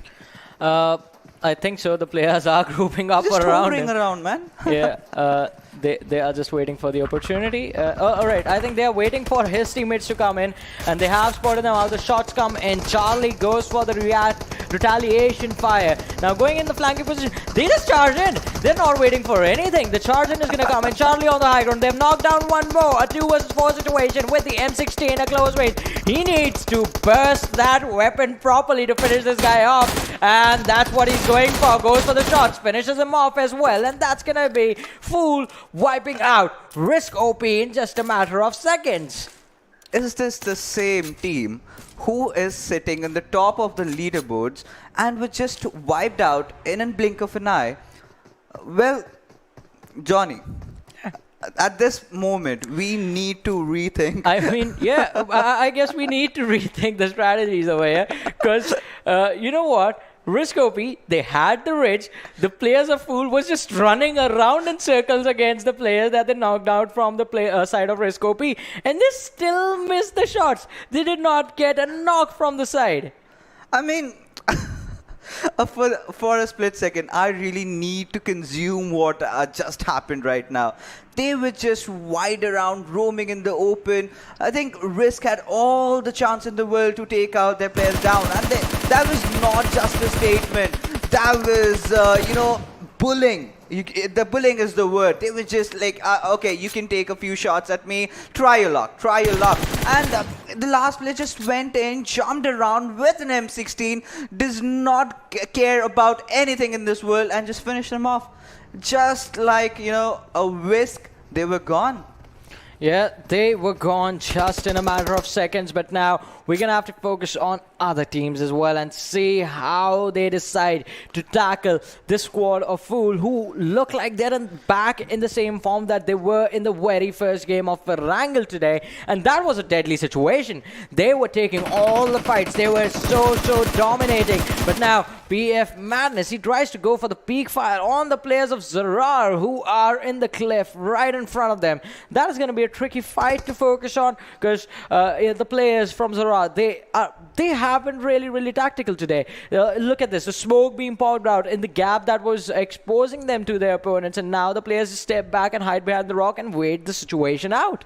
And taking a look at the circle here, we can see that Montenuevo circle really happening. And Bablu, they are just waiting on the sidelines, just on the edges, as they have smelt their enemies. They know a lot of teams are coming, and a lot of teams means a lot of kills. And they are certain to take a few members down. But instead, going for the, higher play over here, they are going to the center of the circle. But what I would really look forward to is which team in particular is gonna take that hill compounds. And if you have that hill advantage, you've got a lot of things coming in for you. You're gonna get a lot of vision, a lot of information, and with that, a lot of kills. Yeah, a lot of kills indeed, but the cluster has already started to form in the center of the circle, where HellRaisers, TeamOP, and here comes the death squad of Team Bablu charging in on towards the compound of TeamOP. Pikachu on the flank, he spots out one. Rajput is going to be in trouble as Steenwood from the backgrounds were dishing out a lot of damage. The nade is being cooked. Snaker, he needs to be careful. He is on the high ground and he can create havoc for Team Bablu as he tries to pick off Teen Wolf on the back line. But HR, they are also picking off players of TeamOP. One guy has been taken out. That was Rajput. Pikachu is going to be dropping down to the nades, and it was his own grenade that came to his demise. Teen Wolf is so far behind. There might not be a revive for him, although Pikachu can be back on his feet in an instant. Team Bablu, they're in a really bad situation. And HellRaisers, this is what we expected from the squad. This is the kind of performance we were waiting from this team, and they're finally showing up. They indeed are showing up, but what we see in front of us is 3 teams fighting, and Bablu somehow needs to figure out as to how they're gonna get themselves out of the situation. And by the looks of it, Danny is trying to bait out the buggy, but no, Rajput is in there. But at the right nick of time, the nade comes in, but it is too late, as instantly the finish also comes in by Team OP. But Team HellRaisers, they are not looking away. They are not shying away from a fight. They have spotted members of Team Pakistan Falcon, and Pikachu throwing another grenade. It's cooking up, but it will go. But will it connect in the right direction? No is the answer, as Team Bablu, they are struggling right now. We've heard a lot of lores about them, a lot of fables describing how incredible this team is, but right now they are certainly sinking. Yeah, they are sinking indeed, and Team OP is taking full advantage of that situation. They need to come out of the situation alive, but we have seen what the two players can do. Tyrant and Pikachu, the two lads who have stuck together for a long time. HR Khan 420 from the high ground, and the M4 6X on it. He's gonna look to finish the players in front of him. Tyrant, his crosshair is just waiting for Tyrant to step out of the hut, so he can just take him out in an instant. There's a slight gap between the smoke and the door, and he's just positioned on that small gap. But in the meanwhile, Hamza got 2 knocks for himself, and we have seen a lot out of Team RDX, a lot of good potential coming in, and Professor, the man himself, goes down, and he will just reload his Vector. And a pretty interesting choice of weapon as well, Vector in Miramar. But, well, this is the Pakistan region. This is a region of unpredictability, of surprises, of pure aggression, and these players are not shying away from it. Hamza will take the first aid and will also give a revive onto his teammates. But Pikachu getting caught from somewhere else. PKVIRUS taking him down, and now just that one survivor from Team Bablu is alive. Tyrant, is he gonna be enough? 13th position is what they will exit at if Tyrant goes down, because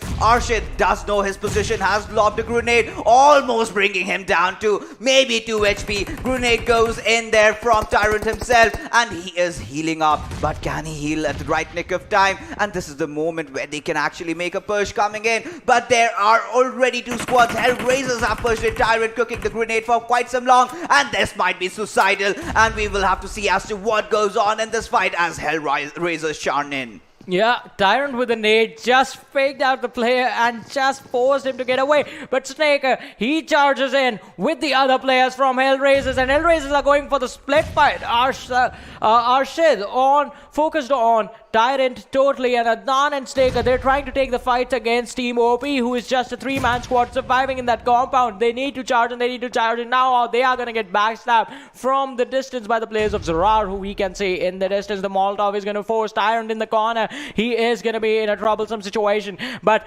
these 3 teams, who is going to come out on top? Tyrant, he can have the opportunity to actually third party and pick up a few kills for his team and a few points along with those. But he needs to wait for the perfect moment. Arshid, his only job is to stop that from happening. His job is to stop Tyrant from escaping and just wreaking havoc on any of those, especially his own teammates. That is the squad of HellRaisers, and one after the other, the Molotovs are going to do damage to the players of Team OP. Arshid steps out for a second and is going to take some shots in his direction, so he goes back in cover. Yes, he does. He does go back in cover, but there you go. Khan 420 entering in the fray inside the enemy territory, looking to take over this compound, as it's gonna be very detrimental. But Hacker, we see him taking down members of Pakistan Falcon, and will also get traded off by Madness, who is absolutely gone mad over there. with those 2 kills. And to confirm, Snaker throwing that grenade to perfection, but no, it just barely shies away from the players of Team OP. But Rajput really needs to hold his flanks right. He really needs to play his cards right, because one small mistake can result into an elimination. Yep, it is going to result in an elimination, and a super early elimination as well. Look at this. Snaker, they want to take down the one guy first. Snaker and Arshit going on Tyrant. Tyrant takes the one, but the second one is going to get him. And with that, that is going to be an unfortunate situation for Team Bablu, going down on the 10th position. 3 points in total, 1 for the kill and 2 for the placements. But now with that, HellRaisers, they have taken down the Danger Man. Now all their attention is going to be focused on Team OP, and as you can see, one after the other, the players are losing health bars second by second. One guy driven low, one guy knocked down, Adnan was traded out, and now Snaker and Arshit, they try and charge in as Khan 420 is trying to take the fight. The delay is going to come in. Rajput jumps out, Khan charges in, they double peek him from different angles. Snaker goes in, he can't get the knock, and that's going to be the finish, not a knock. Team OP take an exit. And there you go. HellRaisers also have to enter inside the circle, and they are taking a lot of damage from the play zone. A lot of the players being the victim, in fact. But PKV, I mean, Rator does have that AWM, and he uses that to perfection. There you go. Bhutto taking down a lot of teams out there, a lot of players out there. PKV already sitting at 6 kills, 24 players are alive, 8 teams still standing, and they are finding themselves in a very good position, at a very good spot, as the circle slowly inching down onto with Montenuevo. But Solo up, so finding one of PKV's players, Bhutto. He is really knocked out and he's taking a lot of damage. I will have to see as to how is he gonna get revived. But Bunny taking down the last players of Team HellRaisers, and with that, down goes Team HR. Yeah, Team HR, they are going to be in a lot of trouble in the overall standings as well. Not just this game, but Fool, they look like they could be having their hands full as the players are being taken down. Solo Absa is solo-y, pincering down the entire squad of PKVIRUS. And Absa is just wreaking havoc with his weapons, just making sure he makes the scope count. And also, PKVIRUS, they're focused on the wrong situation. Fool, they were coming in from the blue zone. They have the pressure. Peking can delay this fight. First, they need to deal with the squad of Solo, who are trying to finish off these players and not allowing them to move inside the circle. FoolEsports, they have 3 of their players revived, alive already, and have revived the last player as well. And with that, they are sitting at 7 kills already, followed by Team PKVIRUS. So their kerfuffle might be the one that we are looking forward to. But if you talk about Team Solo, they are sitting dead smack in the center of the circle, and there goes that shift going towards the southern side. We will have to see as to which team is gonna benefit that, and that certainly is Team Solo. Team Oxy is also trying to make that rotation in at the right nick of time, but right now this is where Team Fool is gonna be tested. They have to enter inside the circle, and almost everyone has spotted them. A lot of shots being taken down on towards their side. Team PKVIRUS will definitely not let them get inside. Yep, letting them not get inside is going to be a pretty big deal, because now it's not just them you're going to be facing, it's the other teams. Most of the teams right now are outside the circle, so along the edge, and they get charged upon. The damage has been done by Moise. The finish off is going to come in from the player of R3D. Zio, he just blew up the vehicle. Moise did most of the damage. The kill just being handed over. I mean, he would definitely be the sad person over here. He just had a free kill coming in for him, and it was taken down by someone else. But Solo King will not shy away from a fight as he takes down Rana. And with that, Team Solo are marching inside, taking down one of the players of PKV, Zurdari. And with that, the push comes in. Team Solo wants to take the chicken dinner, as they have been having the eye on it for quite a long time. But Psych is revealing himself a lot, as players of Team Fool would have had him spotted down. But right now, look at Team Pakistan Falcons. They have a good position in the arena, and Chikna, he is just prone in, waiting for the right opportunity to shine. And Team RED Risho and Ezio. These two players are definitely one to look out for. But look at Team FoolEsports. They have all their 4 players intact and have already gotten themselves 9 kills. Can they enter into the circle at the right nick of time? Can they avoid all the fights? And can they have the smokes displayed, deployed in the perfect direction? But Bunny has spotted out so looking, and this is trouble. Yeah, this is trouble indeed, but now it is going to be even more trouble since the airdrop is dropping in right in the middle of these players. We are down to 6 teams alive, 19 players in this game. The nade from Trinda is going to make sure that Park Falcons are going to lose out on Moses, and it is Madness. I'm sorry, and Madness is going to be finished off in a little while. All right, Order has other plans. He comes in for the revive for his teammate. The pressure being created is going to make sure that Trinda from the Oxy squad is going to be pincered down. He has healed up and he's going to fall back. So once again, the controlled aggression. You need to make sure you're not forcing a bad situation, just getting a little bit too greedy. After every single log, you need to go back and analyze. Can you go for the finish on the team, or is the team having a certain point of advantage that they can use against you?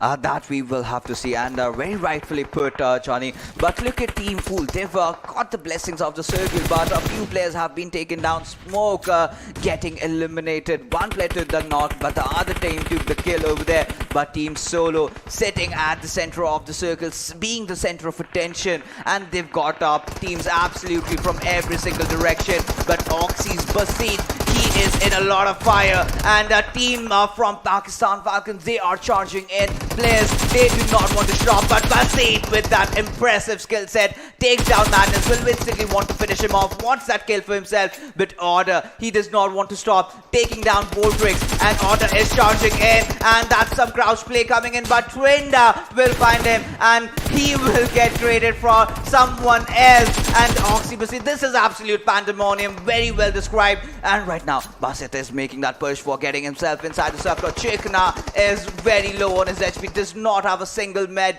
He has to hold on to his horses at this particular moment. Yeah, you have to hold down indeed, as the players are going to have to try and keep calm and find a way to take these fights from multiple different directions. Oxy is going to try and push in towards the circle. The only thing stopping them is going to be PKVIRUS's Rathor. We're down to 5 teams, FoolEsports, Red Esports, R3D, just with 1 player. Team PKVIRUS with just 1 player. Rathor, you do see them sitting in and hiding, just trying to see. He hears the sounds around him of the players running and trying to cross over, but he is not going to shoot, because the moment he does, it's going to be the death of him. And R3D, they still managed to make it. And here's Solo Esports, they are doing really good for themselves. All 4 players alive and have 6 kills for themselves. Alright, Oxy is going to be in trouble, as Basit is going to be spotted out. The shots come in from Rathor, but he's going to be finished off. And now Solo, they start charging in. They want to finish these players. King, he's going to spot out the players from Oxy on the other side of the wall. Goes for the shots, knocked down Yuzi, and Basit is the last man standing. The blue zone damage is going to come in, but they get backstabbed by Shaw from R3D. He's going to be finished off. Solo, they can go for the finish, and they do already, as the blue zone finishes the last player of Team Oxy, and Team Solo, they get the chicken dinner.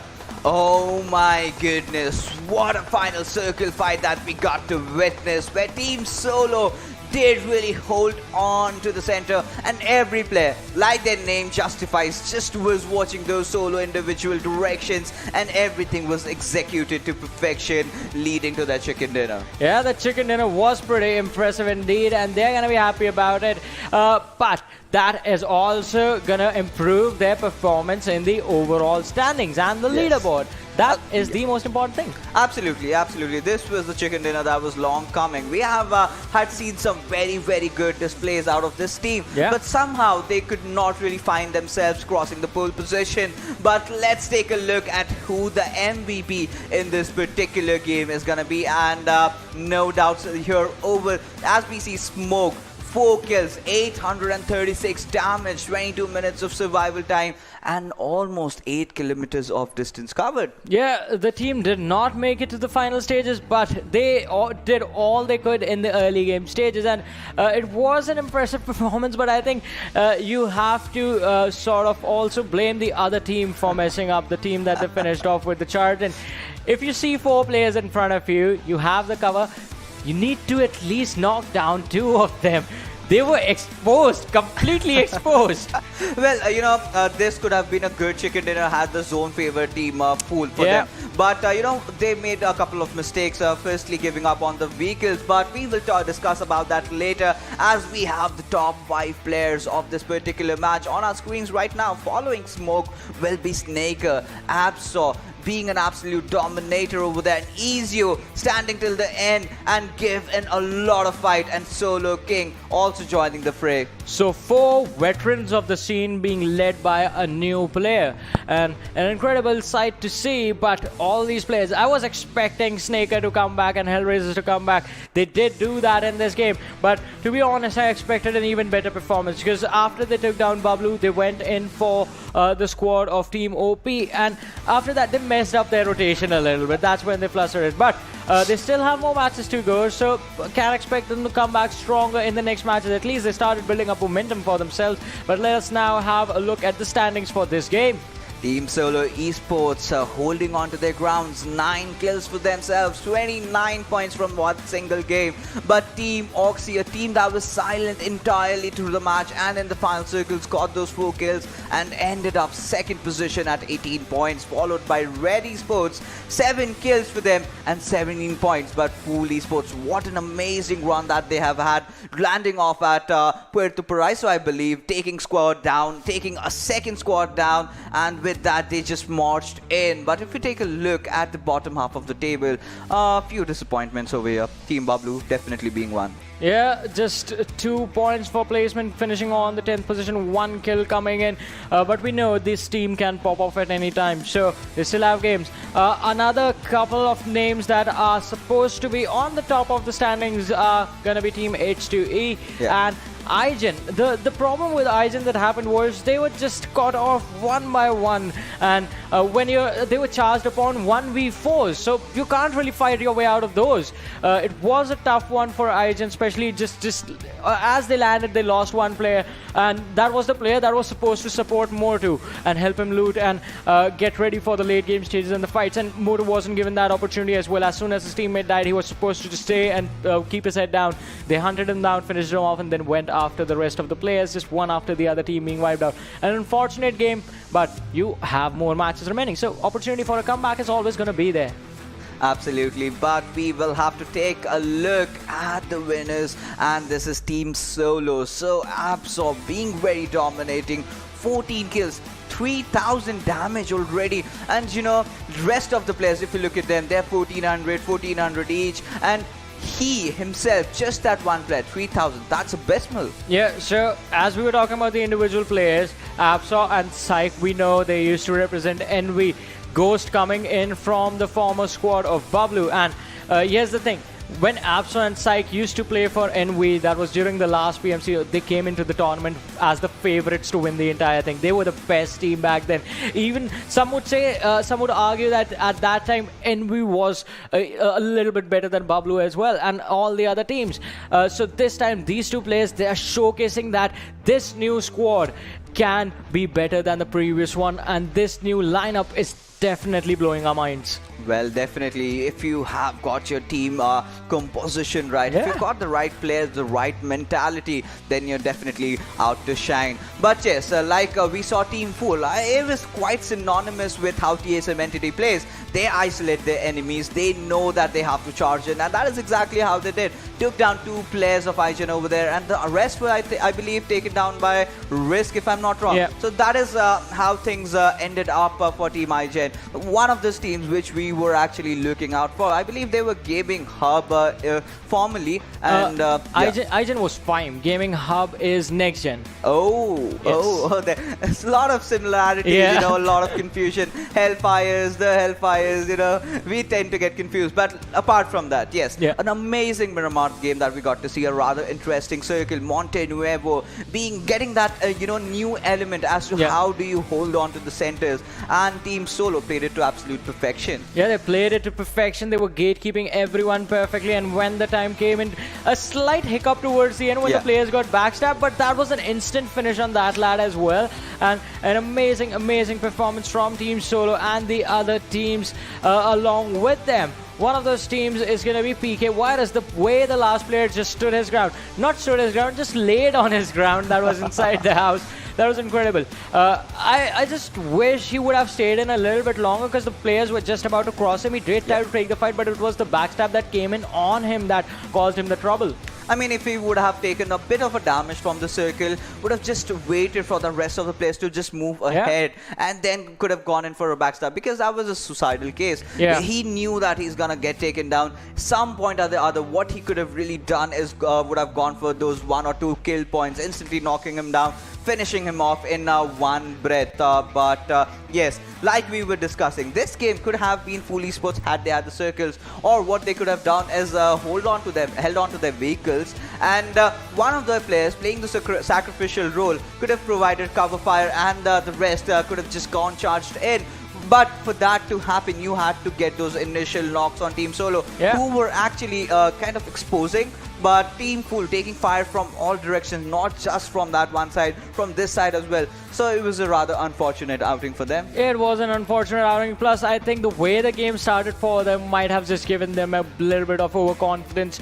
And that also impacts their abilities. If you are having a really good early game, if you have picked off 2 squads and already are starting out with 6 kills within the first 10 minutes of the game, need to calm down a little bit, need to take a breather, and then focus on the later stages, because that usually tends to happen. Teams that are doing really well, they get a little bit too over-aggressive in certain fights and then end up getting wiped out. Well, that's why I said they're synonymous to TSM entity, and controlled aggression was the word that I have been emphasizing on the maps of Miramar. I mean, yes, you can obviously just go all guns blazing, but if you're not too careful, if you're right out in the open, you are supposed to get punished, and that is exactly what happened with Team Fools. But if you talk about Team Bablu, I also feel they could have also held on to their horses. One of their players was providing the cover fire, but he had gotten knocked out, and few wrong decisions really led to the demise of Team Bablu. I completely agree with that.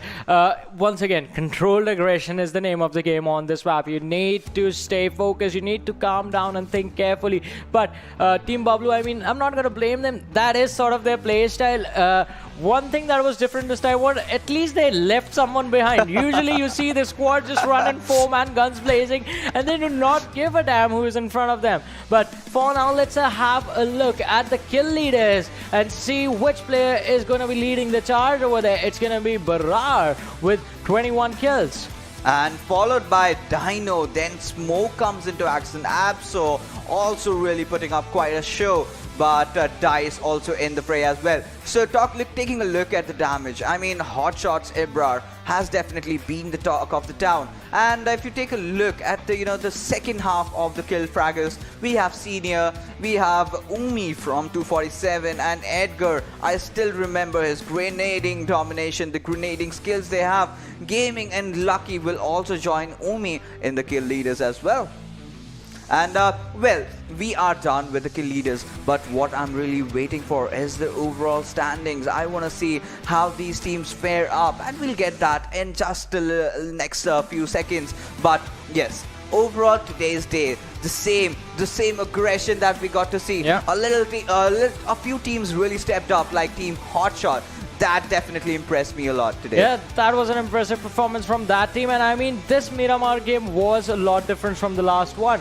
The last one was a little bit slow-paced. I mean, yeah, we did have 14 teams in there, but 16 in here. But that did not change much for the teams. The teams in this one were already getting into the action from the very get-go. And that, I think, has sort of changed a lot of the way the teams look at different maps. Because earlier, I remember when we used to cast in the early days back in 2019 and the earlier part of this year as well, it was really aggressive. Now the backup plans are being thought out, the directions are being watched, and that is really good for the teams. HellRaisers, let's talk about them. Really good performance. I keep saying this, really good performance from the lads in the spring split, but this time they're having a slow start, and what they need to focus right now in this group stages, not just HellRaisers but Team Oxy as well, it's going to be to stay in the top 24, because the top 24 means you get to play more matches. Staying out of the top 24 means you're done for this PMCO. Well, for this team, I would say they need to know how to choose between a good fight and a bad fight. Yeah. Obviously, they rushed on towards that compound. They took that fight against TeamOP and also wiped out the last player of Bablu. I believe that was Titan. But there, they realized that it was too late. Either you push in really fast, because most of the players got picked off by the zone, and that is where that entire thing about you need to know which fights to pick, because before that they were sitting on the top of the hill. Yep. They could have easily avoided, could have got inside the circle, might have had a better position, might have had a better outing, and could have earned themselves a few more points. I really like a saying that sort of Ketan has, and he keeps telling us again and again, and it goes like final circle over a few kills any given day. Yes. You have to focus on the placement points. You have to prioritize the huge chunk of points that you get just for surviving. Yes, because in the final circle, if your positioning is right, if you have got the players looking in the right directions, obviously you're going to find a lot of kills. Look at Team Oxy. During the 6th circle, I saw them sitting at dead smack 0 kills. But by the game ended, they ended up at the 2nd position with 4 kills. And that's a very decent outing. They got the position points. They got 14 points out of it and 4 more for the kills. Which is certainly any day better than going kill fragging early. Exactly, especially in a series wherein you're supposed to play 12 games. 18 points in every single game is a really good average to have. Exactly, of course. If you not even 18, if you can just keep it around 12, or maybe 15 to be on the safer side, you are looking yourself at the top 3 position, not even kidding. And that is exactly how all those consistent teams, if you take a look at the World League, Box Gaming, that's certainly a name that comes up. And yes, that team did show how do you become consistent. And the best thing that they did, all they did was take their fights right, get inside the circle, have the central position, and have their players spread up, and teamwork always makes the dream work. Yeah, teamwork always makes the dream work. I really like that, and it was that way indeed for most of the teams that played these matches today. And if you want to see these teams again, this is like they are gonna play their last game that was from yesterday's day, that is Vikendi tomorrow. But let's talk about tomorrow's matchups as well. Tomorrow we're gonna have Group B and C stepping on the battlefield, and that is gonna be intense as well. We're gonna see Portal Esports. Yes, certainly Portal Esports, a team that has a lot of reputation to maintain, but it's a relatively newer squad, because their players are now playing for F4, and I believe they will be back in action tomorrow. So eyes will be on a lot of teams, and yes, Team Bablu. I mean, I just casted one game and I was a sad person, because the way that you and Ocean talk about them, the stories that I've heard about them, I could not see that coming. So certainly, Team Bablu, if you're watching this, go all in. Show me what you got. And also a message for all the teams. You have to really put your heart into the game. You have to put your best shot every single match till you end up with your 12 games, and then proceed to the next round. Because this time in the PMPL, we have 3 slots from Pakistan. Exactly, 3 slots from Pakistan, 4 from South Asia, and 5 from India, along with the teams that are already invited into the PMPL Season 2. So the intensity is going to be pretty high. We are finally going to get to see how the action faces off against teams from these 3 regions, and how the teams sort of strategize against each other. That is going to be so awesome. I can't wait for that to happen, and I can't wait to find out which 3 teams at the end of this PMCO are going to move forward into the PMPL Season 2. Absolutely, and we will have to see, because today were Risk, who was sitting on the top, right? Yeah. On the top, and had the highest points, and had 2 games left, had crossed that 100 mark barrier. But the way Team Fool just eliminating them, like they were right out in the open. Team Risk, in fact, had all the cover in the world that they could have had. But despite that fact, They just went all in. No grenades, nothing, just pure aggression, pure gun skills. And he just jumped with an M16, a burst weapon, and wiped out the last player. And there you go, the top of the table. They are wiped out just like that. Yeah, and the best part is, I like the fact that he had confidence in his teammates to take down the rest of them, because he was already charging in when they just got the second knock. And that in itself is pretty impressive. You trust your teammates. Like 3 lads shooting on 2 people, you are definitely going to get a knock. But there was a risk that they were so exposed that they might get knocked instead. And if that happened, that one guy with the M16 would have been gone as soon as he crossed the ridge. I mean, if you remember, they knocked down one member on the buggy and they were just hovering around waiting for the other players to pop in. But with that being said, we do have the overall standings right in front of your screens, and Solo Esports are taking the lead this time with 111 points. Quite an impressive number. Yeah, Solo Esports is showcasing the kind of amazing gameplay they can bring in with them. 111 points for them. riskOP, as I said, they started off the day pretty good, but they did not end on a high note. 106 points. They were 111 after the very first, 101 after the very first game they played today. But moving forward in the standings, we will have a lot more teams stepping in tomorrow. But for now, TUF with 8 games played, sitting on the 15th position, and the point difference looks like it is getting bigger and bigger as we drop down. The big one being between 9th and 13th position in general. But last set of standings, so Team Oxy, they've somehow managed to climb to the 24th with 20 points. And they've just played just 3 games. So when we see them tomorrow in action, I'm pretty sure they're going to have a very good outing. And this is a team that has focused on the possession points. But if we go dead last, we see a few teams that have just played 3 games. So I would not make any speculation or a big fuss out of it. But I certainly think when they are going to come in tomorrow, we can expect a better outing from them. Yeah, because we are done for today, and the next matches are going to be played tomorrow between teams Group B and C. And the 5th game tomorrow is going to be again from teams from Group C and D. So again, 5 games coming in tomorrow. We're going to be signing out for today. My name is Varun Super Johnny John, being joined by Fixes. You guys take care and bye-bye.